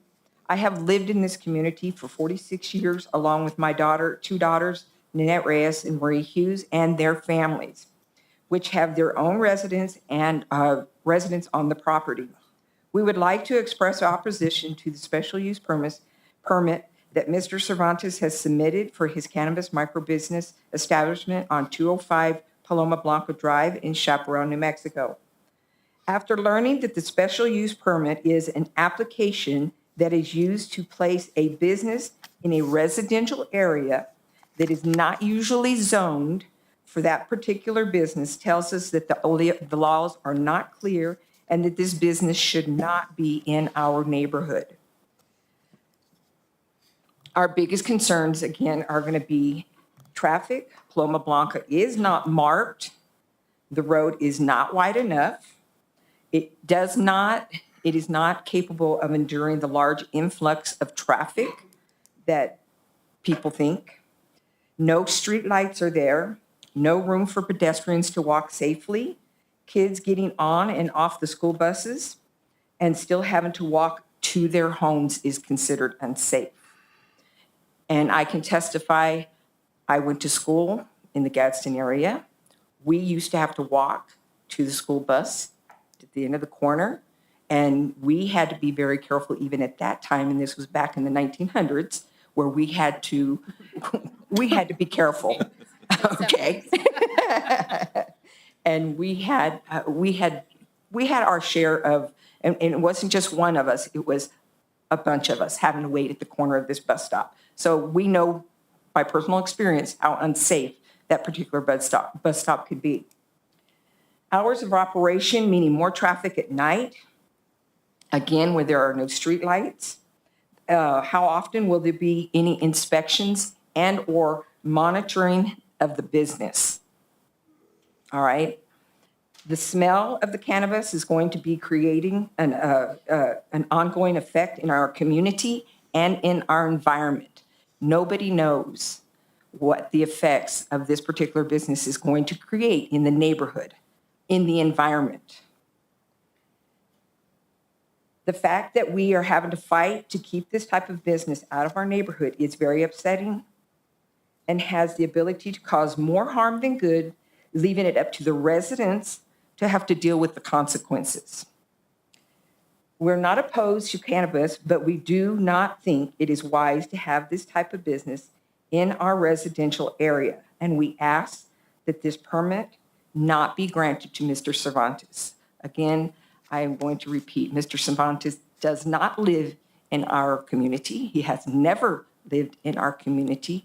And we feel that somebody from El Paso coming into our community, we have been there for 46 years, coming in and disrupting our community is unfair to us. And we don't feel that, I mean, if we don't want it in our community, how would you like it in your community? Think about that, okay? Another thing that I would also like to bring up. Chair, just real quick, I want to note that the time did expire, but I think because there's two people coming up Yeah. here, they might get a little more time. Yeah, a little bit more. Thank you. One of the things that I would like to bring up is I did read in the rules that was brought up in section 350-502 cannabis establishment. It does say that the cannabis retailers and cannabis consumption areas may not be located within the 300 feet of another cannabis retail business, cannabis consumption area, and or residential area. Our property, our homes, all three of our homes, mine, my sister's, and my mom's, is within that 300 feet of the cannabis business. We are right behind it. Our corner lines are property lines. We have been out here and we have gone through many changes in Chaparral. And we feel that this would be a very negative change to our community. And there are animals out there. There is, Ms. Cortinas, she has farm animals right next door. She has cows, sheep, goats, chickens, what have you, right on the line of this particular business. Ms. Reyes, I'm going to have to ask you to wrap it up, okay? Okay. So this is what we're asking, is that you please consider our opinion, ask that you please vote no on this particular item. Thank you. Next? Tim Erling. Can I say something real quick? Yeah, you were, Just real quick. It's real you were quick. sworn in. Go ahead. Okay. One of the things that talked about how Chaparral and El Paso go together. During 4th of July, El Paso comes and literally invades the fireworks stands. I mean, you can't drive down any of the streets. You have to go the back roads. So to say that it won't, this will affect us a lot because of how just 4th of July is a fine example of how El Paso will come into our community. So that's a product that's not sold in El Paso, sold in New Mexico. Yeah. Okay, that's what Mr. Chair, I want to correct that. There are fireworks, quite a few sold in El Paso. Yeah. And not only that, there are a lot of the good fireworks are sold in Texas, which send a lot of New Mexicans to Texas as well. I do understand that concern, but I do want to clarify that there are options for El Paso and Texas. Thank you. Mr. Chair? Yes, Commissioner Mr. Chair. Acosta. To establish fact, before we go any further, I'd like for staff to find out where these people live within that 300-foot property line, if he can do that. Maybe not now, but later on in the presentation, okay? All right, thank you. So we can establish fact on that as part of the record. Thank you. Eileen? Tim Erling?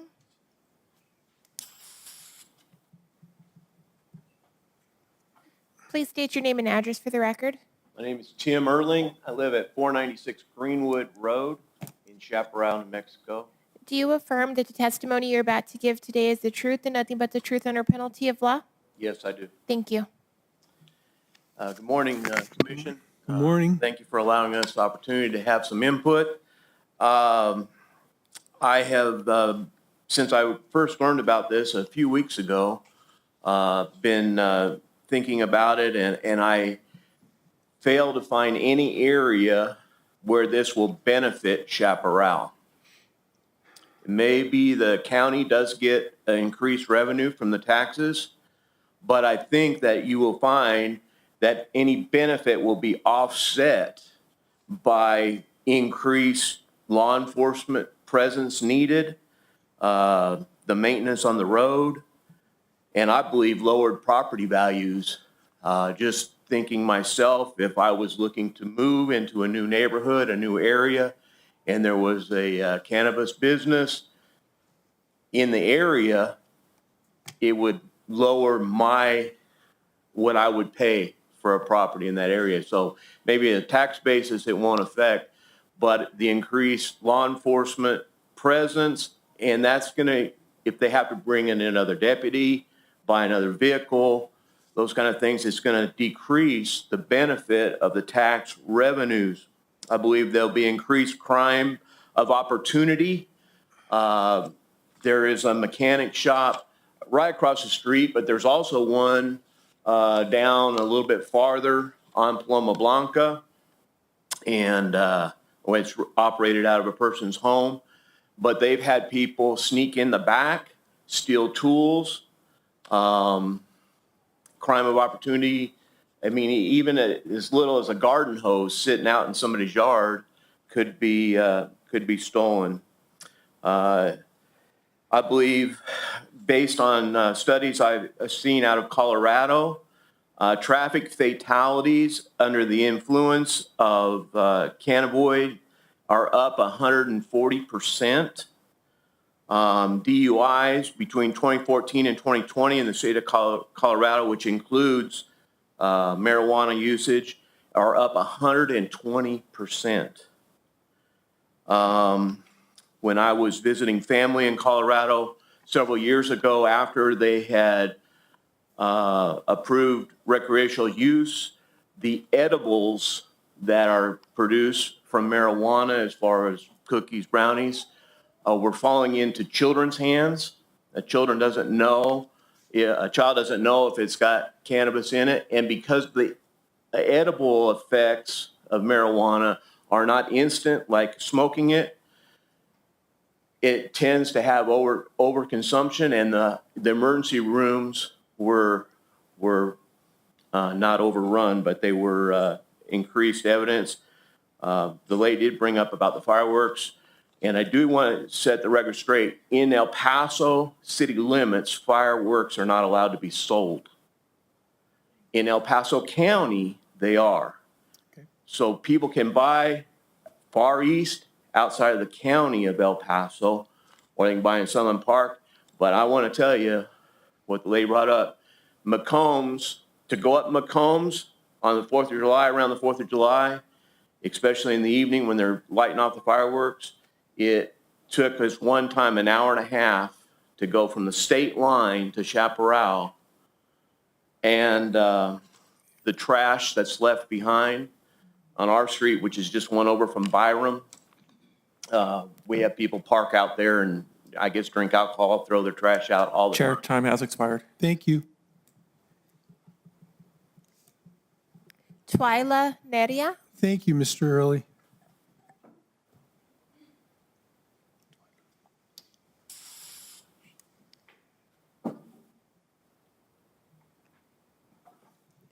Good morning. Please state your name and address for the record.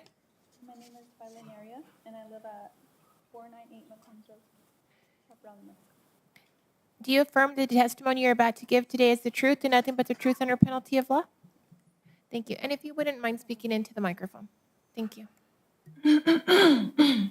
Sorry, I have bad allergies.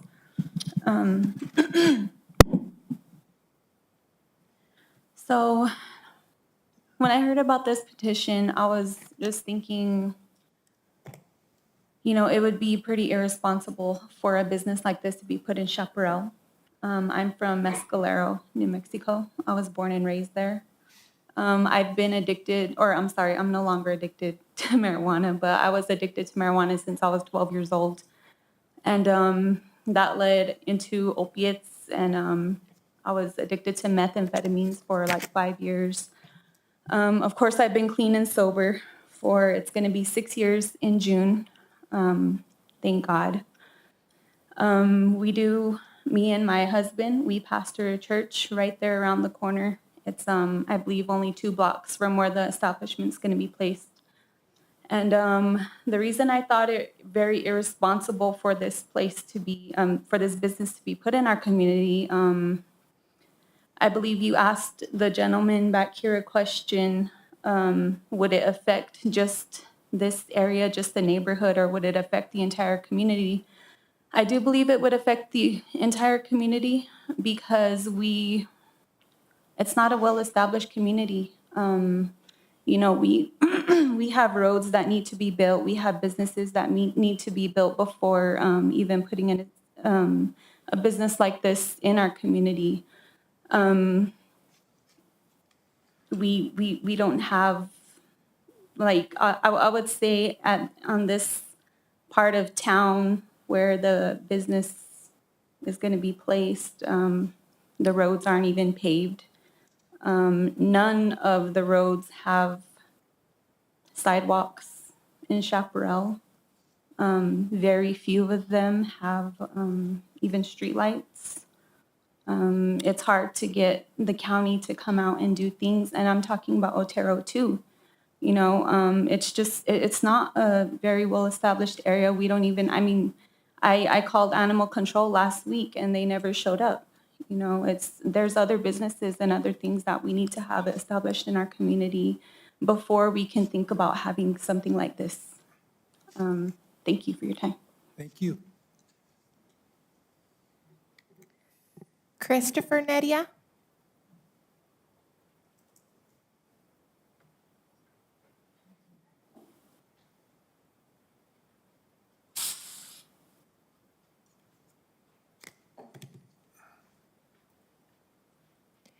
Good morning. Please state your name and address for the record. Christopher Neria, 498 McCombs, Chaparral, New Mexico, 88081. Do you affirm that the testimony you're about to give today is the truth and nothing but the truth under penalty of law? It is. Thank you. Thank you, gentlemen. My name is Christopher Neria. I am the pastor of a Blended Nation Fellowship, which is 2 streets from this establishment.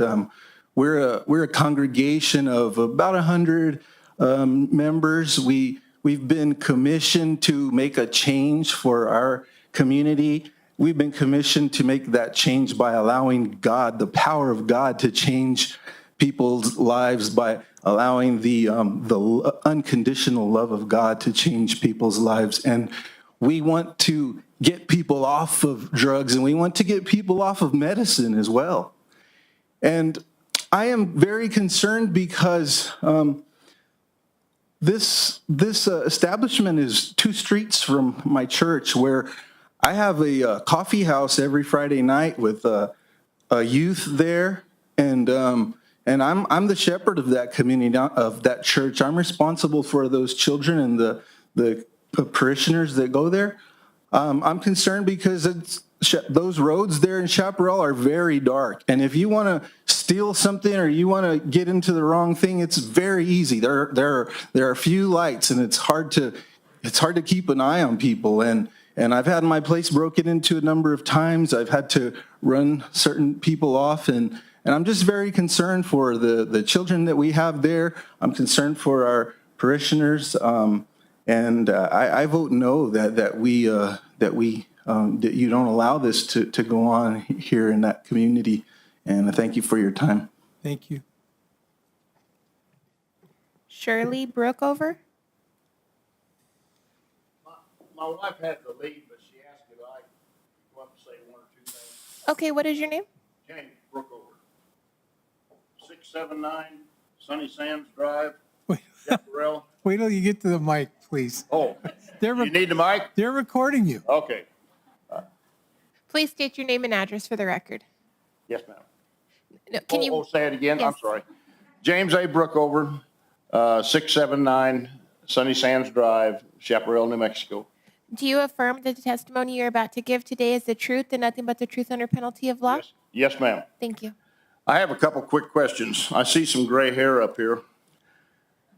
Hey. Any of you served in Vietnam? Got kicked out. Thank you, sir. I was over there as well. I was part of a Special Forces unit.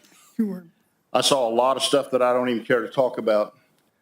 But we saw what marijuana would do in Vietnam. We've been fighting this stuff for 50 plus years. And I don't know why we haven't learned in 50 plus years that this isn't going to solve anything. I don't know. I honestly, it could very easily be very conducive to the medical industry. I'm no expert on that.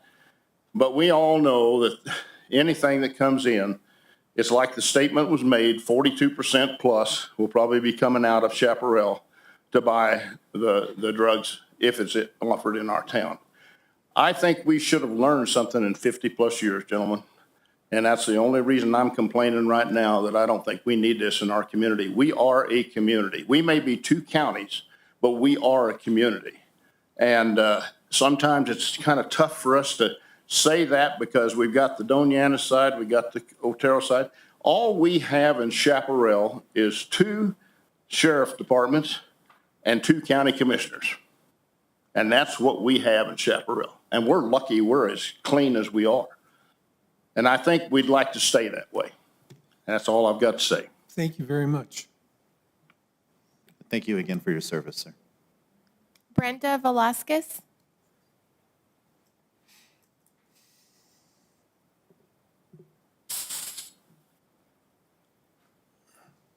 Brenda Velasquez, 212 Paloma Blanca, Chaparral, New Mexico, 88081. Do you affirm that the testimony you're about to give today is the truth and nothing but the truth under penalty of law? Yes, I do. Thank you. Before I start, I just want to mention that a lot of my Chaparral residents, they went ahead and provided the concerns, but I just want to share some research that I actually made based on the 2020 census and the NHI, which is the National Institutes of Health. Good morning, Planning and Zoning Commissioners. My name is Brenda Velasquez, and I'm a resident from Chaparral. I'm here today unified with other community residents to respectfully protest a cannabis microbusiness in our beloved community. The major concern about the public health impact of opening cannabis microbusiness in Chaparral is that it will increase the prevalence of daily marijuana use and the harms arising from it in our community, which has a population of 16,551, as per the 2020 census. Among these are road traffic crashes, cannabis dependence, and adverse psychosocial outcomes among our youth who are and will become daily users, considering 30.8% of persons under the age of 18 who live in Chaparral. Cannabis products increases the number of daily cannabis users in poor communities like ours. The first acute harm to our community are the effects of cannabis use that includes an increased risk of road crashes. Marijuana impairs the ability to judge time, distance, and speed. It slows reaction time and reduces ability to track moving objects. In many studies of drug-related motor vehicle fatalities, marijuana is the most common drug detected. Our concern, law enforcement.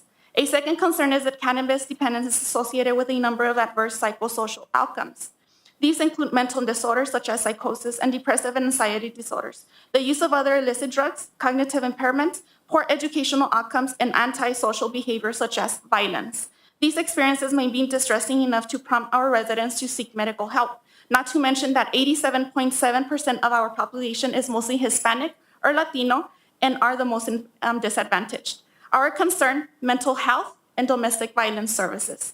Third, there is evidence that daily cannabis use that is initiated in teenagers can bring forward the onset of psychosis as well as poor cognitive performance in them.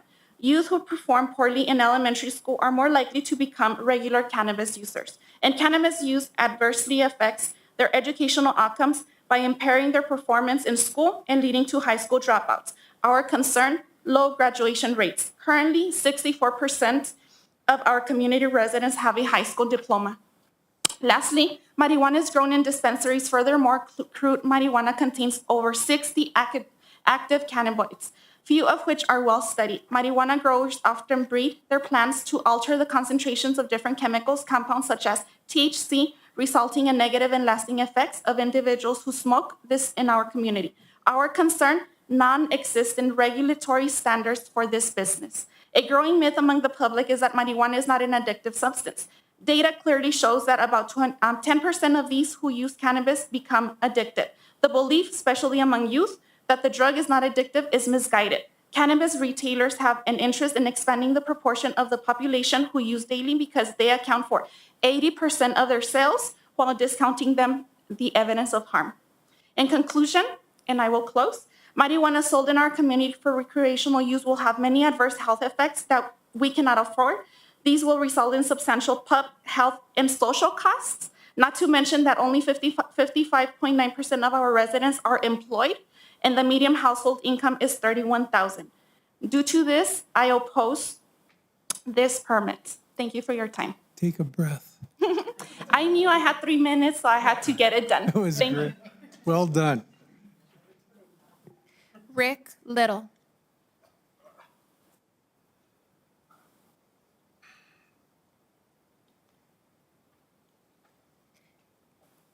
Close this thing here. Good morning. Please state your name and address for the record. Rick Little, former state representative, Chaparral, New Mexico. I live at 2301 Nike Air, 88081. Do you affirm that the testimony you're about to give today is the truth and nothing but the truth under penalty of law? Yes, I do. Thank you. Thank you.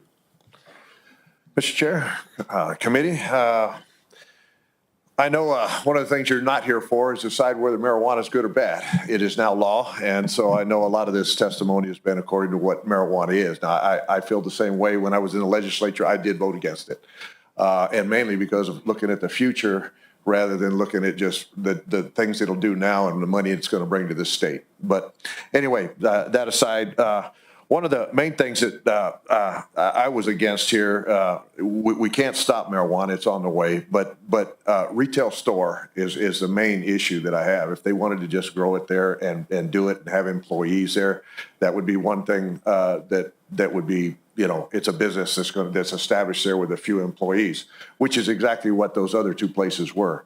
Hardy Drilling is a business of construction, and they have their employees come in and out, those kind of things. And the one across the street that he talks about, that maintenance place, that place shouldn't even be there. It's right. They don't have a business. That shouldn't be a business at all, and code should be taking care of that anyway. So anyway, that's another issue. The other thing that really gets me is the influx from Texas is going to be amazing on this thing. This is going to be something that's in Chaparral that they're going to come, and I don't even think McCombs, which is our main road coming into Chaparral from El Paso, and just to let you know, the El Paso city limit comes right up to the state line. So it's just, this is not even 3 miles in where this is at. And it's going to cause an influx from El Paso that's going to be amazing. And Paloma Blanca Street is not even capable of handling what's going to be coming through there. The hours of operation is another thing. You know, if they were going to do it at least during business hours or something, that would help. But when you're running at 9 and 10 o'clock at night, when I've got grandchildren that live just to the, and just to let you know, it would be the west within that 300 foot zone. I with the traffic and the things that are going to be coming through there, I believe it's going to be very unsafe. I don't know that we have the law enforcement to handle it. In Chaparral, we have a problem with law enforcement getting to our things on time as it is. I think this is just going to make that worse. It's going to be a problem with El Paso police because now they're going to be watching, just like they do for fireworks, people going across. And we do have a terrible mess out there with the fireworks situation. One of the other things that, and I'm sorry the legislature put this on you as far as trying to make you guys decide what these things are, because they shouldn't have been. Unintended consequences of passing a law like marijuana in the legislature seems to be commonplace, unfortunately. And they should be the ones taking care of this instead of you guys having to make these kind of decisions. But anyway, I'm totally against it because, it's retail sales. We wouldn't let a strip joint be there, or tobacco sales, alcohol sales, an abortion clinic. I mean, those kind of things. And especially in this residential place where they want it, not appropriate. Thank you. Thank you. Thank you, Mr. Little. Our last speaker today for this case is Wade Hampton.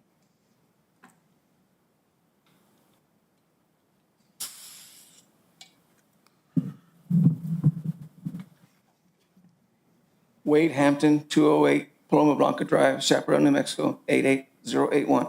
Please raise your right hand. Do you affirm that the testimony you're about to give today is the truth and nothing but the truth under penalty of law? Thank you. Okay, my thing about marijuana has always been, you want to grow it at your house and smoke it at your house, that's fine. But what I see as a problem in the United States is distribution and transportation is our problem. That's where the problems come in. Okay, I'm going to tell you a little story. I lived in Hobbs for many years in a trailer court. My neighbor always had a gun in his back pocket, and he was a known drug dealer. I don't know what he was selling or what he was passing, but I used to look out the bay and look out the little window, and I look out there 2 a.m. He's selling something. He hands a package out. He gets the money. Well, one day it was July 4th. This is a pretty big day in my time, for my life. I was outside cooking out. My sister Barbie was there. If you guys want to ask Barbie, you know her. She was there with me. And I always had my .45 outside because this guy always had a gun in his back pocket. Okay, this one day, this same day, I'm walking around the corner of my house and I see this lady, a $2,000 car with a $10,000 paint job. She's not selling Girl Scout cookies. So she saw me and she took off, hollered at us, took off out of the property. So my neighbor, he says, "Hey man, you just messed up my drug deal." He jumped the fence, took me down, had me in a chokehold. Mr. Cervantes, I stabbed that guy 5 times. They were going to put me in prison for that, because I fought for what I believed in. And I said, I don't want to see that you do that in here anymore. And they put me in jail. And they were going to put me in prison over that because I stabbed him. Okay, and I said, I did what I thought was right. And I said, I don't want him here. I want him gone. But they ended up getting rid of me because they said I was the trouble problem. But that I had instigated this. I said, no, he stabbed me. I stabbed him. But they took me to jail because he was in with the sheriff's department there. The sheriff's department had their own plane. It crashed in Lovington, New Mexico. It was so heavy with bales of marijuana that it crashed. And all the sheriff's department got around there and tried to protect it. Say, hey, no, we don't need any help. We don't need any help. But it turned out, the sheriff's department was the one bringing the drugs in. And so that's what got them mad at me. And they, how does a sheriff's deputy afford a $70,000 pickup, a beautiful house, and a ranch? They weren't selling Girl Scout cookies. They were the ones passing this drugs and all. And I said, what's the deal here? And everybody in Hen Hobbs knew what was going on, but we couldn't do anything. They're the sheriff's department.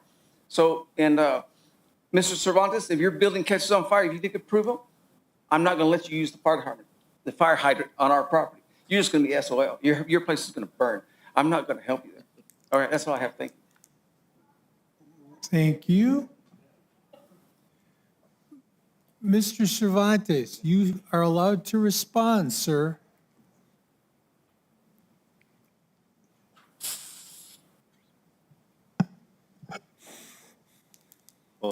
once again, thank you for the time. The only thing that I would like to, point out at this point is the fact that we're trying to do everything the right way, everything as is being requested by the county and by the state. I completely understand the concerns of the people here today. I myself, I'm a parent. I've been married for 10 years. I completely understand their concerns for kids. However, this is something that will also benefit my family, when it comes to me trying to make an investment out here, right? I understand that there might be safety concerns, that there might be zoning concerns, but what the main point I want to drive is that I am following everything that the state and the county is doing, and I believe that we have not gone across to break or bend any of the rules or the regulations. So again, I appreciate your time, and I know that the decision will be fair to everyone. And I would also like to, put it out there that I am open for, comments and concerns for any of my neighbors. I am open to have a conversation if anything is necessary. When and if the business gets running, we have no issues, going out of our way to make additional changes other than what is requested by law, to make it a little bit safer, a little bit less harmful. If that's what we need to do, we are open for other discussions. Thank you. Mr. Cervantes. Sir. Just one question, Mr. Chair. Okay. And I'm not asking this in any kind of opposition at all at this point, but this particular lot, this particular location, is there a specific reason you chose there, being so close to so many residential situations? One of the main reasons was the size of the land. It is 3.5 acres. The price that I was able to find in the area, this was below it. So on an investment side, it was within my means and my budget. So that was one of the main attractiveness. Anyone else? Just one more question. And Mr. Chair? Just a second, Mel. Hold on. if you had an option, I'm being very, I'm sorry, I'm asking you to speculate, but if you had an option for another part of Chaparral that might be a little more commercial friendly or commercial corridor, would you consider that? Most definitely, yes, sir. Our main goal is to be in business. Not that it might, make a lot of difference, but I've put all my effort and my hopes in this. Like I mentioned earlier, I left my job of 10 years to go all in. So my future is pretty much depending on this. So yes, we are most definitely open for other options if that means to set up shop in a commercial corridor.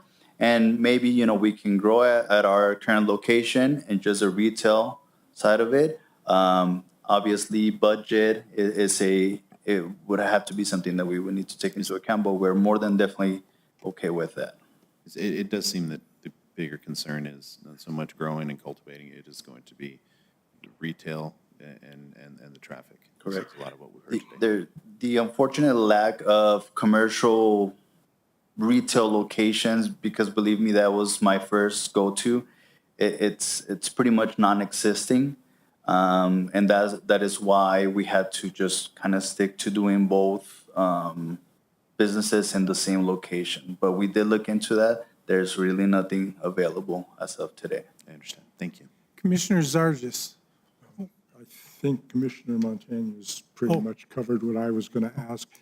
One other question. Sure. Do you have a New Mexico license for marijuana at this point to grow? No, sir, that is still pending. The application has been submitted and all the documents has also been submitted and reviewed. Right now, unfortunately, they're swamped with work, hoping to release as many licenses as possible by next week, April 1st. I have been in contact with the New Mexico department, the NMRLD, and they're just hoping to push everything by April 1st. So I'm hoping that, by next week we will have those licenses. Yeah, I was reading your stuff, and April 1st is like next Thursday. Correct, yes, sir. Commissioner Acosta. Yes, Mr. Chair.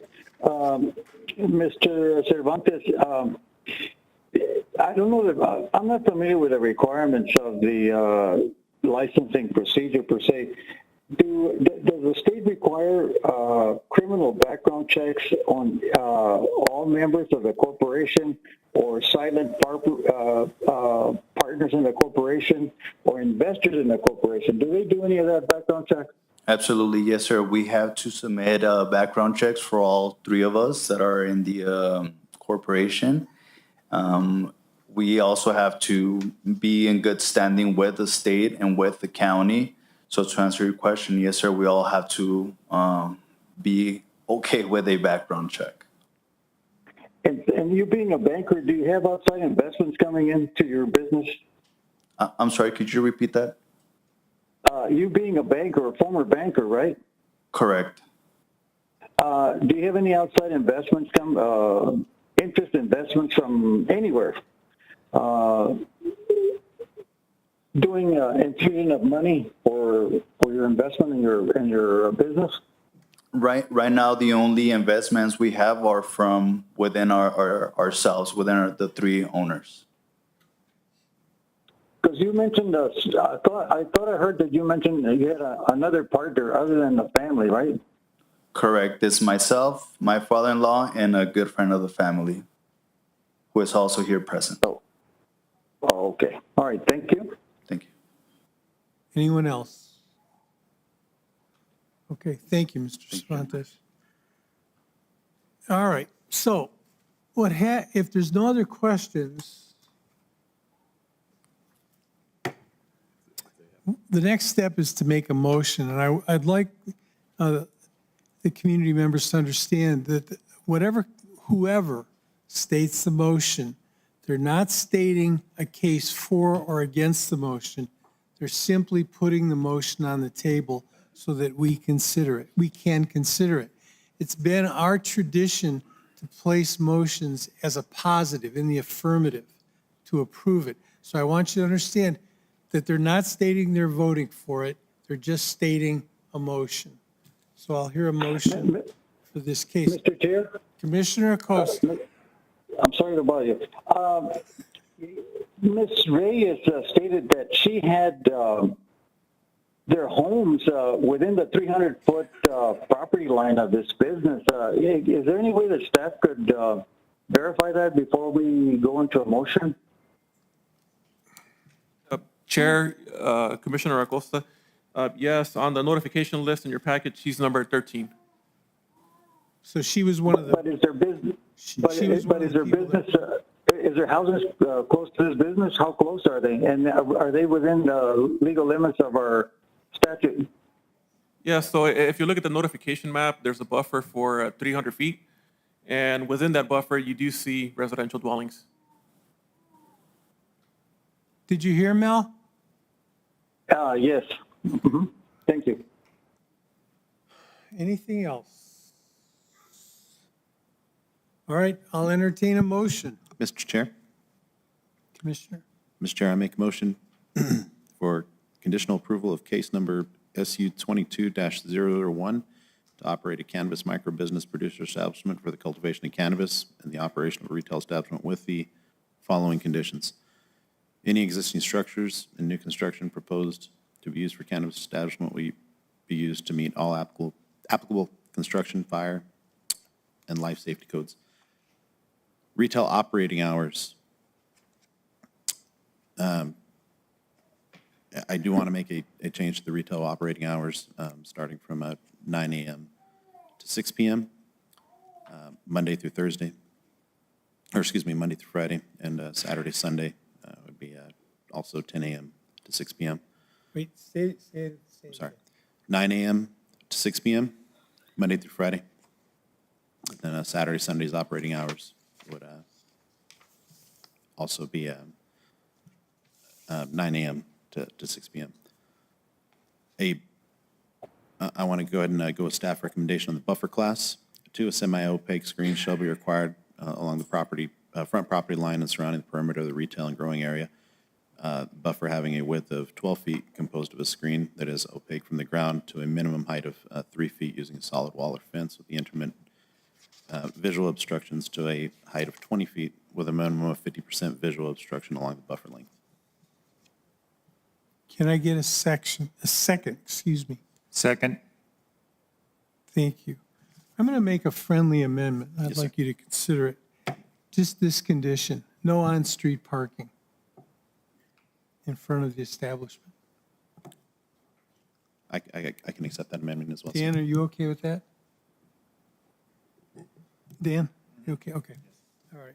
So we have a motion. Could you just repeat the weekend hours that you changed? I'm sorry. Saturday, Sunday, 9 to 6. 9 to 6. I'm sorry. 9 a.m. to 6 9 p.m. a.m. to 6 p.m. Okay, so 9 to 6 on all 7 days of the week. Okay, I just wanted to make sure I heard it Okay. right. Mr. Just a couple of comments. Go ahead. Mr. Chair, just a couple of comments, and I always want to just show my appreciation for the staff presentation and their work on this case, and also with testimony given today.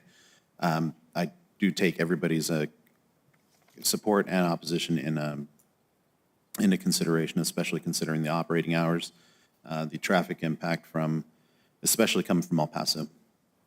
And yeah, I did not, this is one case where I was unable to drive out to the subject property, and so I do appreciate it brought to my attention how close you are to El Paso County.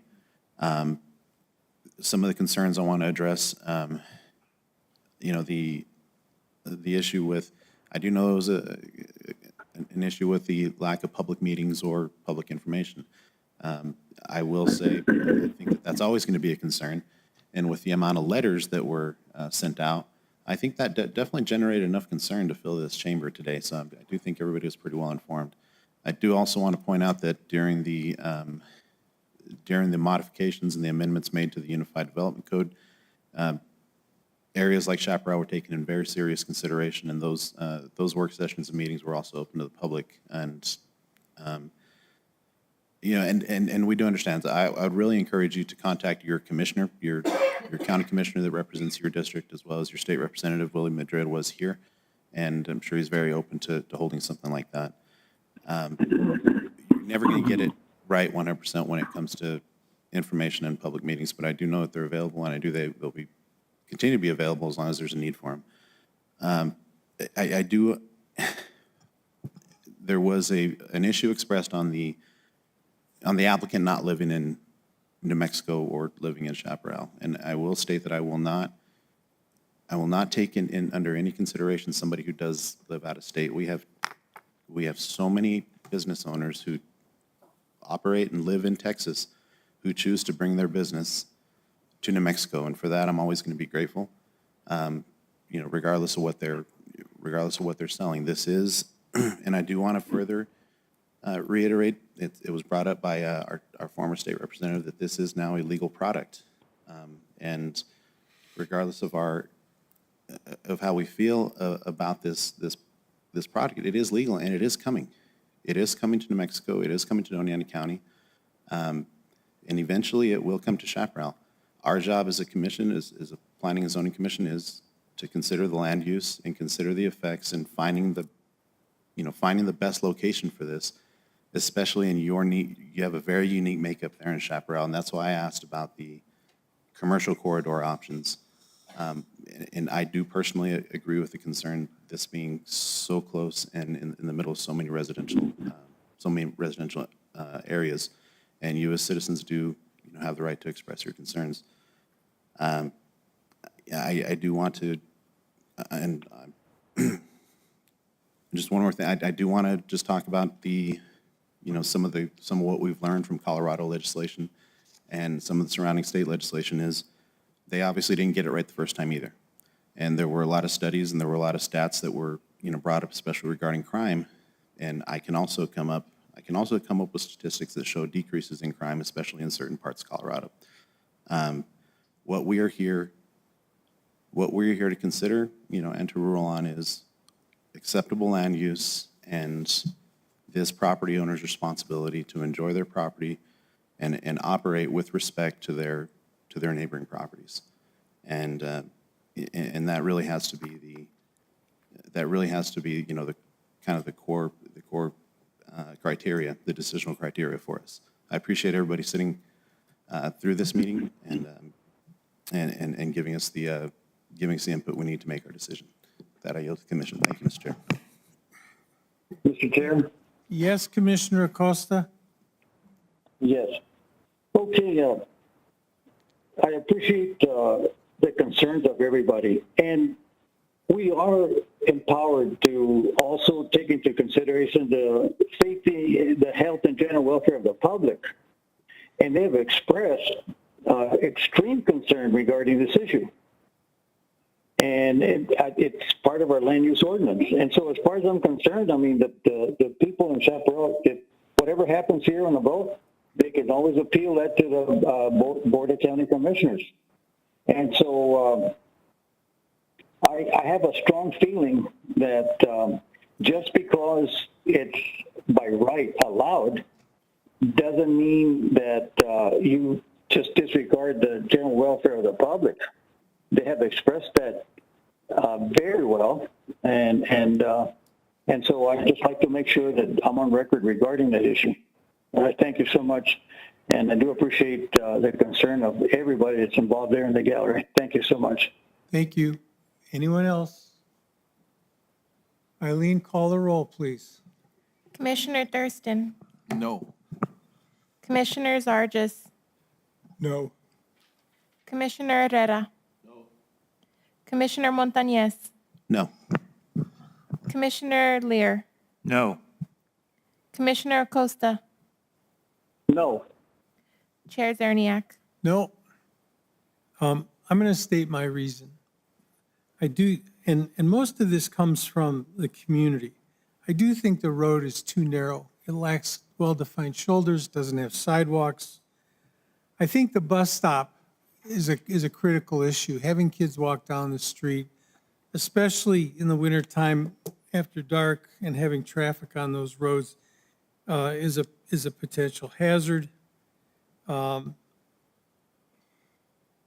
fact that it's a residential area, it does have influence here. And finally, in all my time on the commission, I have never seen such unified neighborhood opposition. And it's clear to me that this community, even though they're opposed, we know it's going to come, but our job is to find the most appropriate location that protects the health, safety, and welfare of the community, as Commissioner Acosta said. Thank you very much. You do have the right to appeal. You should talk to staff, okay? Thank you, everyone. Mr. Chair? Everyone. Can I make it? Mr. Chair? Can I make a comment? Mr. Chair? Mr. Chair. No, let Commissioner Zargis speak. In listening to this, I fully concur with Commissioner Zerniak on the community coming out here. I have no problem whatsoever with Mr. Cervantes' business other than the retail establishment, which I think is the problem. Because of the road, because of the lack of streetlights, because of the nearness of children. I don't know, I think that maybe if this were redone without the retail establishment, which you did say was a primary part of your approval, that there might be different reactions to it. And that explains my no vote, was because the retail establishment is included. But I do appreciate the people of Chaparral coming out like that, though. That's. So just a piece of advice. This is to anyone who's going to apply for a cannabis micro business. I think if I was in that position, I would go to the community and ask for a community meeting before they came to the commission. Absolutely. So that's just a suggestion, and I'd like that put on the record, if you would, please. We're going to move on to the next case. Thank you, everyone. Mr. Chair. Chair. May I request a small recess? Pardon me? Yeah. Mr. Chair, may I request a small recess? Yep. Like 5 minutes? We'll take a 5-minute recess.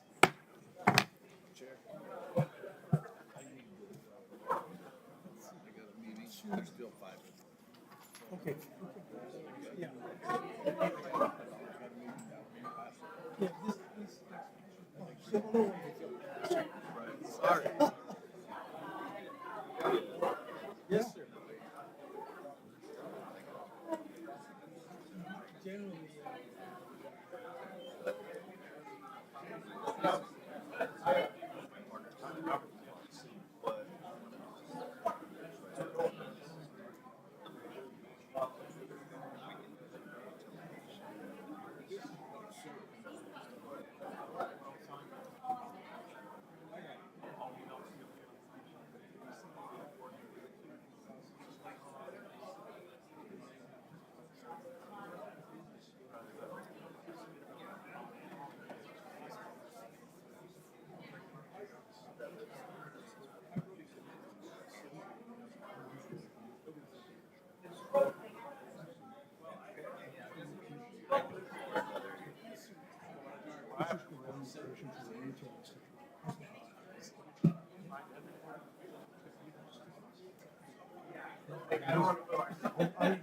when we're doing the UBC, I do 3 community meetings in Chaparral. So,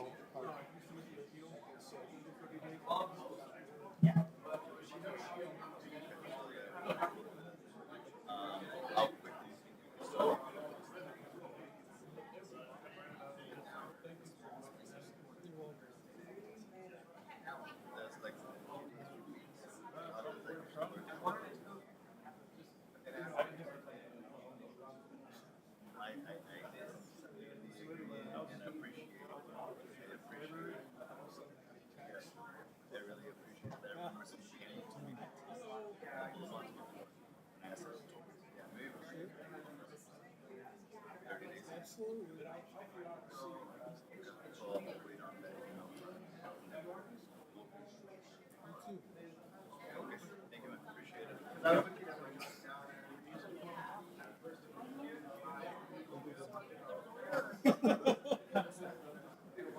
So is this gonna be continuing on so they can keep going?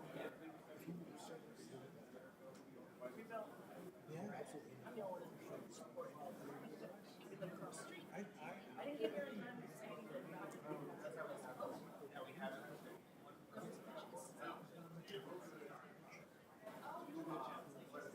What is that? I'll be there.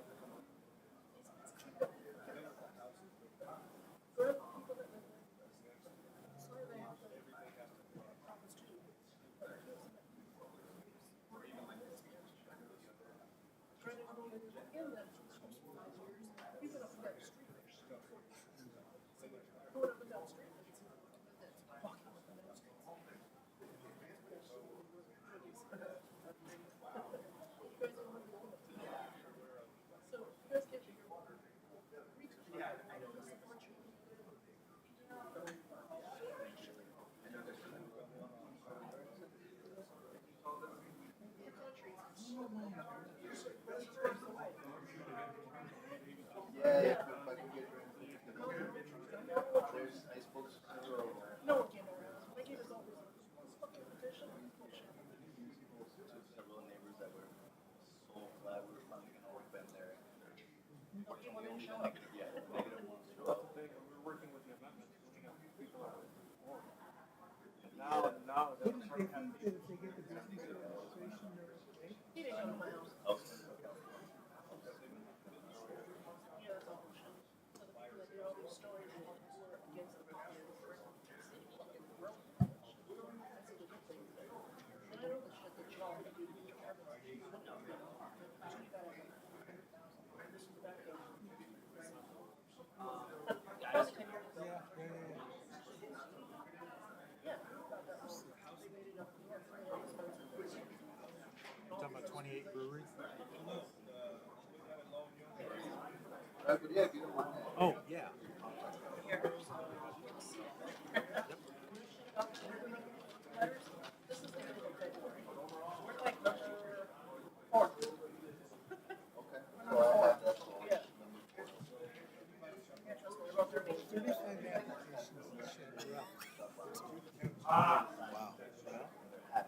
what they pointed out was proximity to El Paso. That's the draw.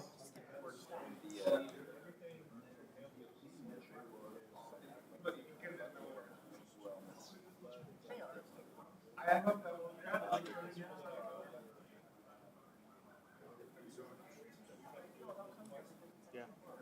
Well, you know, the same thing happened in Colorado along the southern border and the eastern border.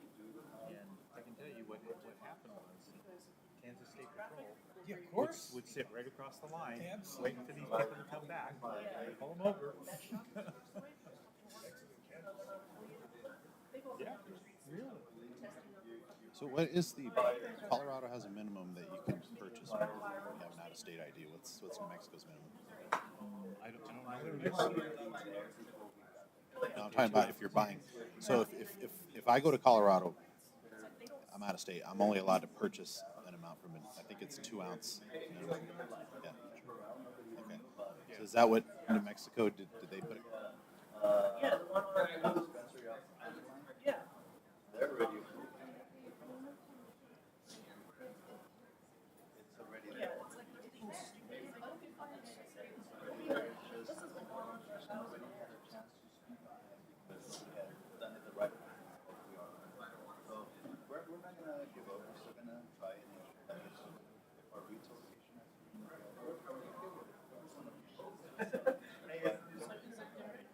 Growing and all that stuff there too. You guys want to do that? Hi. I'm Trish Long. I live across the street. You probably see me checking my mail. This is my neighbor. I do know who you are. Yeah. One of the mothers that wait for a Oh, no. little worker.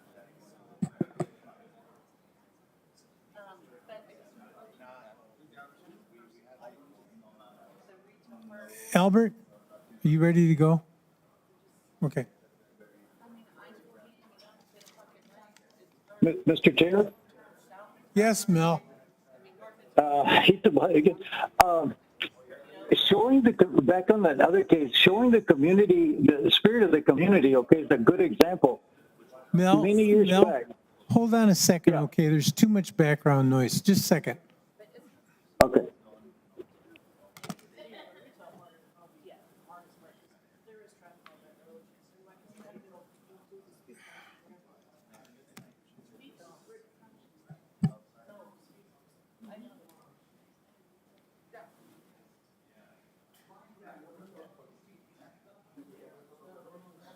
Thank you, gentlemen.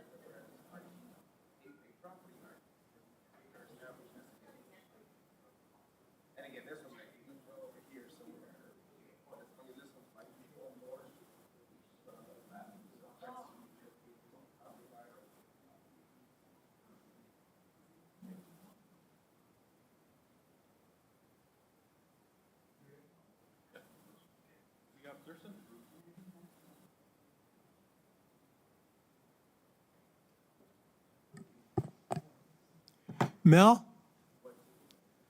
Mel? Yes, Mr. Chair. Was there something that you wanted to say? Yeah, I mean, and this is regarding the case that we just got through hearing. This is the second time that it humbles me to hear the spirit of the community come forth in front of this commission.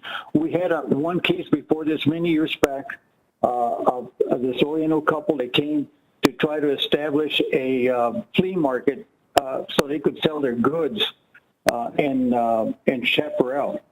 And the community came from the church and from the whole area there, and it demonstrates the communities that still have the spirit in them to make their community grow in a much better fashion. And it humbled me because at that time they came and bowed and kneeled in front of us, and Janine was there, and it almost brought tears to my eyes. And the same thing here. I enjoy that. I love that, to see people that get involved to do something for their community. And I'm asking also request to leave the meeting this next session, okay?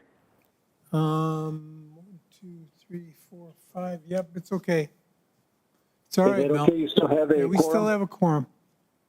All right. God bless you all. Thank you for doing such a wonderful job. Thank you. Okay, so we're going to move to case number Z22002. Albert? Commissioners, continuing with our tour of Chaparral. You're going to need to be sworn. I think we have to swear you in. Please state your name and address for the record. Albert Casillas, 845 North Motel Boulevard. Do you affirm that the testimony you're about to give today is the truth and nothing but the truth under penalty of law? I do. Thank you. All right, Commissioners, our second and last case today, it's going to be a zone change request by Mr. Loarca, who's here today and being represented by Mr. Magallanes. This property is located on 214 Luna Azul Drive. It is a T2 zone. Currently, it's 5.36 acres. So the request is to go from a T2 to a T3 zoning district in order to subdivide the property into lots less than the 2 required 2-acre minimum. So that's the subject parcel right now on Luna Azul. And just as a point of reference, we were just discussing the case over here. So kind of like in a similar area, maybe another block to the north. But you do have Lisa Drive and McCombs Drive over here. And then you have the subject parcel. That's the aerial of the parcel right now. There is an existing home on it. And Luna Azul Drive is a county maintained road. And there is a zoning map. So you see it's kind of like a little, it goes between T2 and T3 out there, just basically depending on the amount of acreage that's out there. But it is stuck right in between T3 to the west and T3 to the east. I have a question, Albert. The 3 parcels to the east of this parcel, do you have a approximate acre size on those? I believe those are about a little bit more than an acre. Okay. And created back, I'm going to say back in the 90s. That's when those were subdivided. How big are they? They're about an acre each. And like I said it before, they're going from T2 to T3. Currently, under the T2, because it is a platted subdivision out there, you're only allowed to go down to 2 acres. So if it wasn't platted, and if somebody was applying for a claim of exemption, which is kind of like the easy administrative process that people have, the code does give them the right to go down to 3/4 of an acre. So if this property was not in a platted subdivision right now, they would be allowed to go down to 3/4 of an acre under a claim of exemption. Could you clarify that for me? Just say, you're saying under a T2, they could still reduce it to the 0.75? If they file for a claim of exemption. But they can't do that on this property because it is on a platted subdivision. Okay, all right, thank you. It is a county maintained right of way, 60 feet. And water is being provided by Colquitt out here, and septic tanks are being proposed to handle wastewater. And this slide, I'm just going to go through this real quick. Before it was Performance District, and once we adopted the UDC, it got that T2 designation. The applicant did they bought the property on July of last year. Here we have a survey of the entire property being called out for 5.3 acres. Another aerial photo kind of showing what the surroundings look like. So basically you have some large lots out there with one or two homes on them. Here's a picture of Luna Azul Drive. And this is looking west. That's the existing home on the property. And then that's just the rest of the property right here, and also depicting their driveway. And it's just another picture. Their entrance.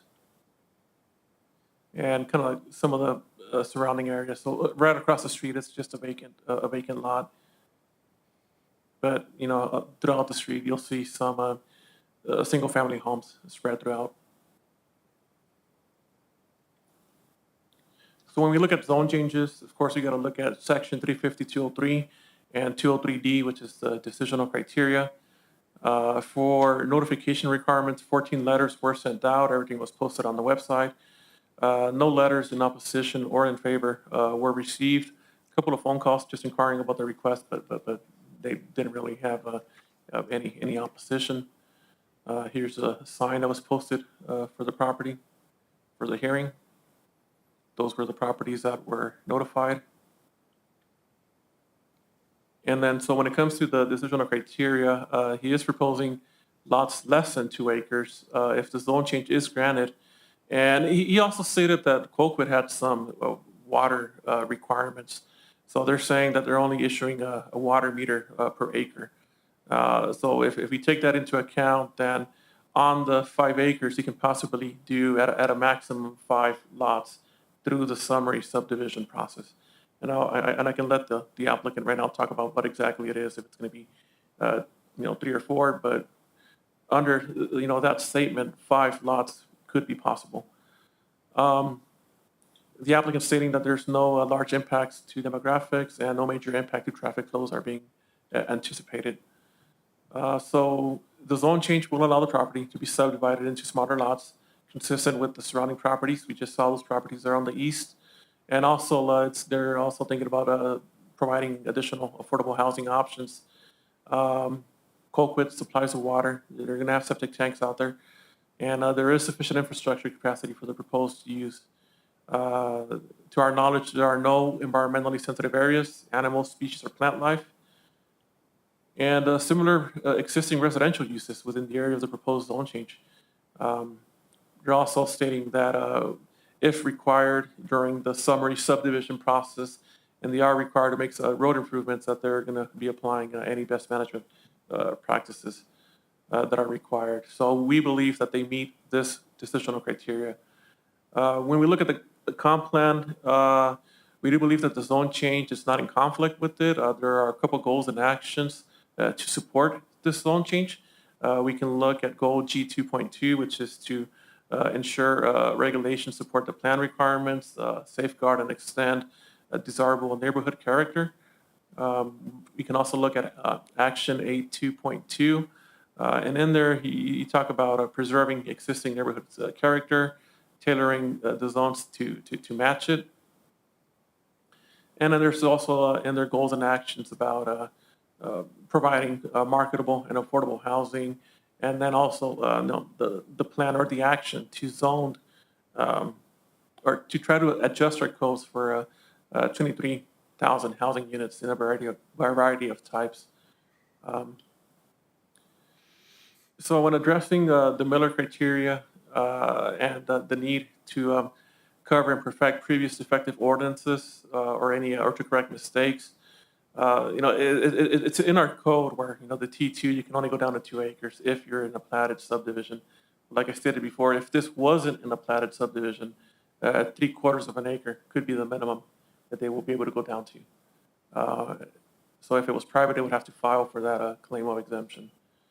And of course, a T3 designation does allow for them to go down to 0.75 acres, but there's other factors involved, like the water provider saying, no, we're not going to give you a meter for anything less than an acre. Those 3 parcels that were noted earlier, they're approximately 1 acre each and were created in 1994.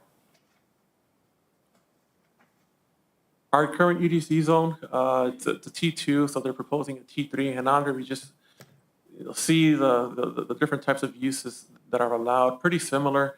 I think in T2, if it was assessed as ag, they could have some more intense agricultural uses. But actually, when you go down to T3, the non-residential uses you can probably say that, that they go down in scale. So for our staff recommendation, we are recommending approval of case Z22-002 to go from T2 to T3 on this 5.36 acre parcel. Our findings, they're attached on your property, on your case analysis, but basically we do believe that it does meet the decisional criteria for a zone change, that there are compatible existing residential developments surrounding this property, and that the T3 zoning district will not be considered a spot zone. And also that it's in line with the comprehensive plan 2040. And that's the end of our presentation. We stand for questions, and the applicant is here as well. Mr. Chair, I have a question. Yes. Did the applicant submit a drawing or plan as to how that property would be divided up? They did not, and he can come up here and kind of explain why he didn't provide that. But he did mention to me right before the presentation that they were probably going to be looking into creating 4 or 5 lots out there. Okay, thank you.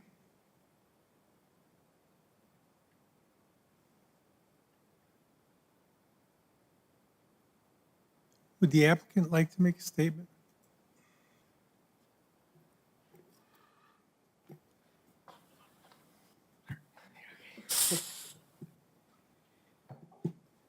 Good morning. Good Please morning. raise your right hand and state your name and address for the record. Anton Magallanes, 1985, Calle de Colon, Mesilla, New Mexico, 8804446. Do you affirm that the testimony you're about to give today is the truth and nothing but the truth under penalty of law? I do. Thank you. Been so used to seeing you with a mask on. I know, this is me. This is what I look like. I've been in front of you guys a few times, so thanks again for having us. I think it's important to always represent the client. They are here, of course, if you want to ask them any questions. But yeah, basically, as Albert stated, we are requesting a T3 zone from a previously T2 zone. There are intentions of replatting the lat that I think are really consistent with the surrounding area. If we look, I'm going to go back a few slides if we, yes, I guess. Do you have a larger, no. The next street to the east of what is Chaparral is, I think, McCombs, and then east of McCombs, we have Chaparral Subdivision number 2, which is entirely T2. So it's kind of interesting because I think just as our zone designations have been changed over time, this subdivision for some reason was, I think at some point designated T3, but it almost seems as though we are now in a spot zone situation because we've gone from what was originally maybe a T2 zone completely for this portion of a different subdivision, this is Colquitt, versus now we're being predominantly T3 with a few sparse T2s still around. So I think if we looked at the broader picture of the zoning map, you'd see more of a collection of T3 with these T2s that are kind of clustered.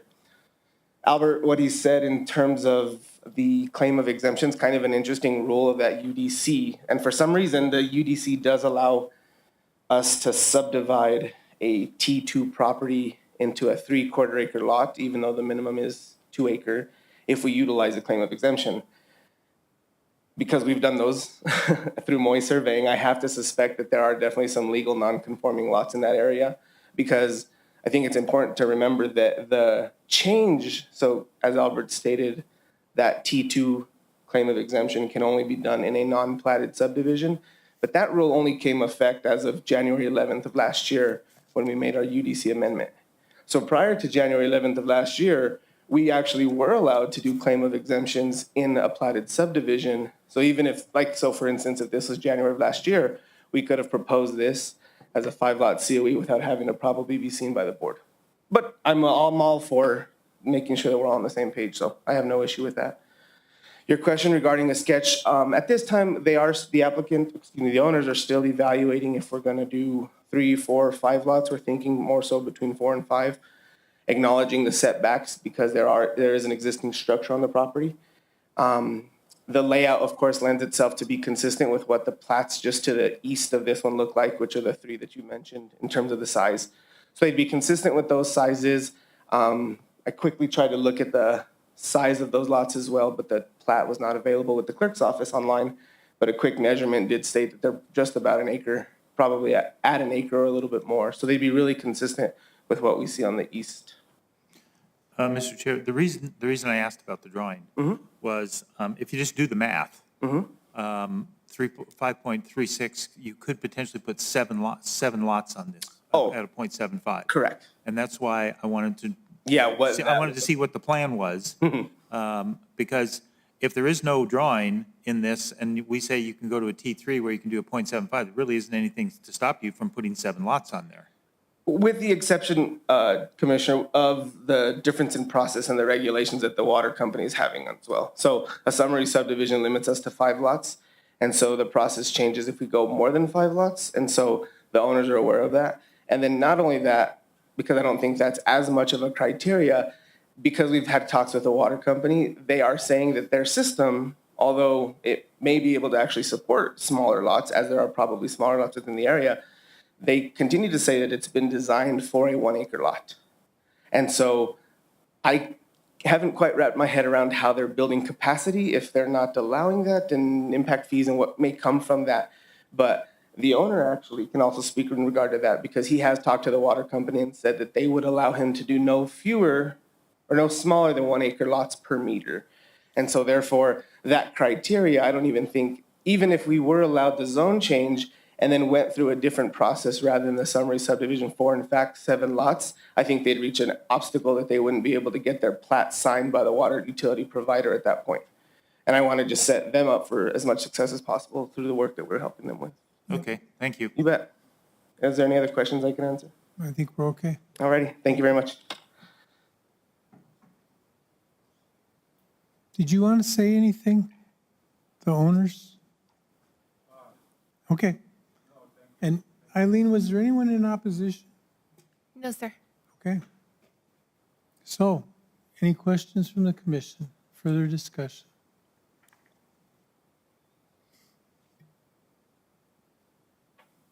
I'll entertain a motion. Mr. Chair, I'll move for approval of case number Z22-002 based on findings of fact and the application being consistent with the requirements of the Unified Development Code and with all general notice requirements and public hearings all being met. Second? Second. Commissioner Zargis, thank you. No further discussion. Call the roll, please. Commissioner Herrera? Yes. Commissioner Montañez? Yes. Commissioner Zargis? Yes. Commissioner Lear? Yes. Chair Zerniak? Commissioner Acosta, is he with us, or No, he's gone? He left along with Commissioner Yes. Thurston. Motion passes. Thank you. We have some administrative approvals. Yes, Mr. Chair, I just wanted to share the number of building permits that we issued in February. And the map before you shows 21 new single-family residential. There was one new commercial building permit issued, which is depicted in blue on your map. And then what is not mapped is that we also had 25 additions to single-family residential, and there were 8 additions to commercial structures. And we also issued 25 mobile home installation permits, 23 being on private land and 2 being in mobile home parks for February. And then we had a total permit fee of $75,600. Any questions? Thank you. So any other staff input? Janine, do you think that we'll take a look at that zoning in Chaparral?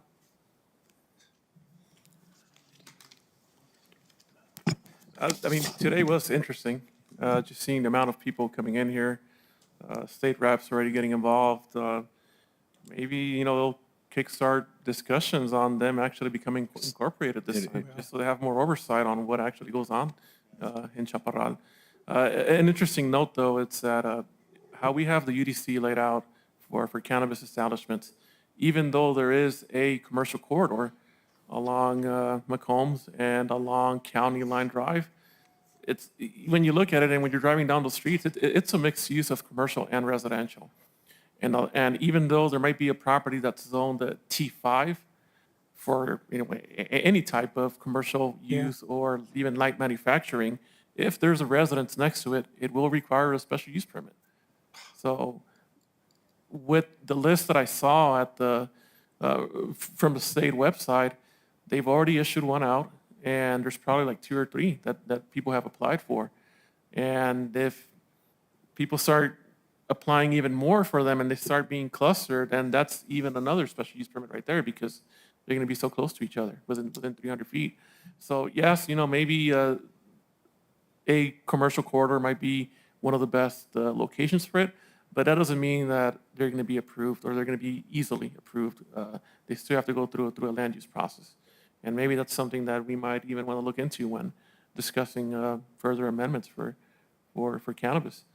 I think I was talking to Janine earlier about that case. So let's just assume if the property had that ag designation, it didn't matter for them, at least for the growing part of it. Right. I mean, they do have a ready, willing, and able letter from the water company, but they're not assessed as ag.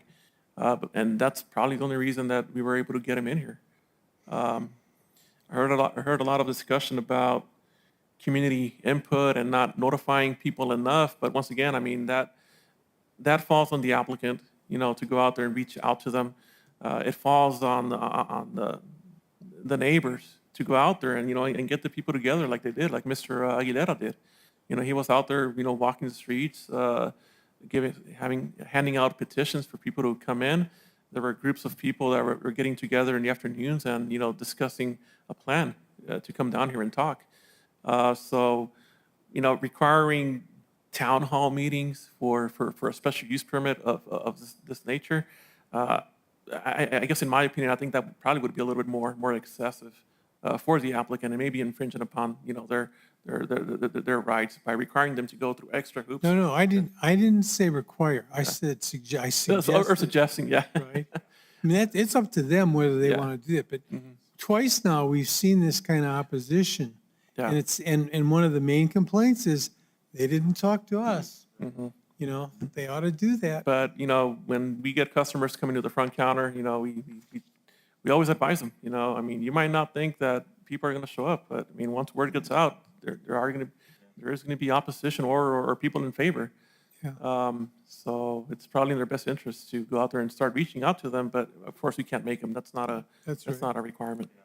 Mr. Chair, this is actually a good segue into what I'm about to ask. I'm allowed to discuss what our last work session, correct? Yeah.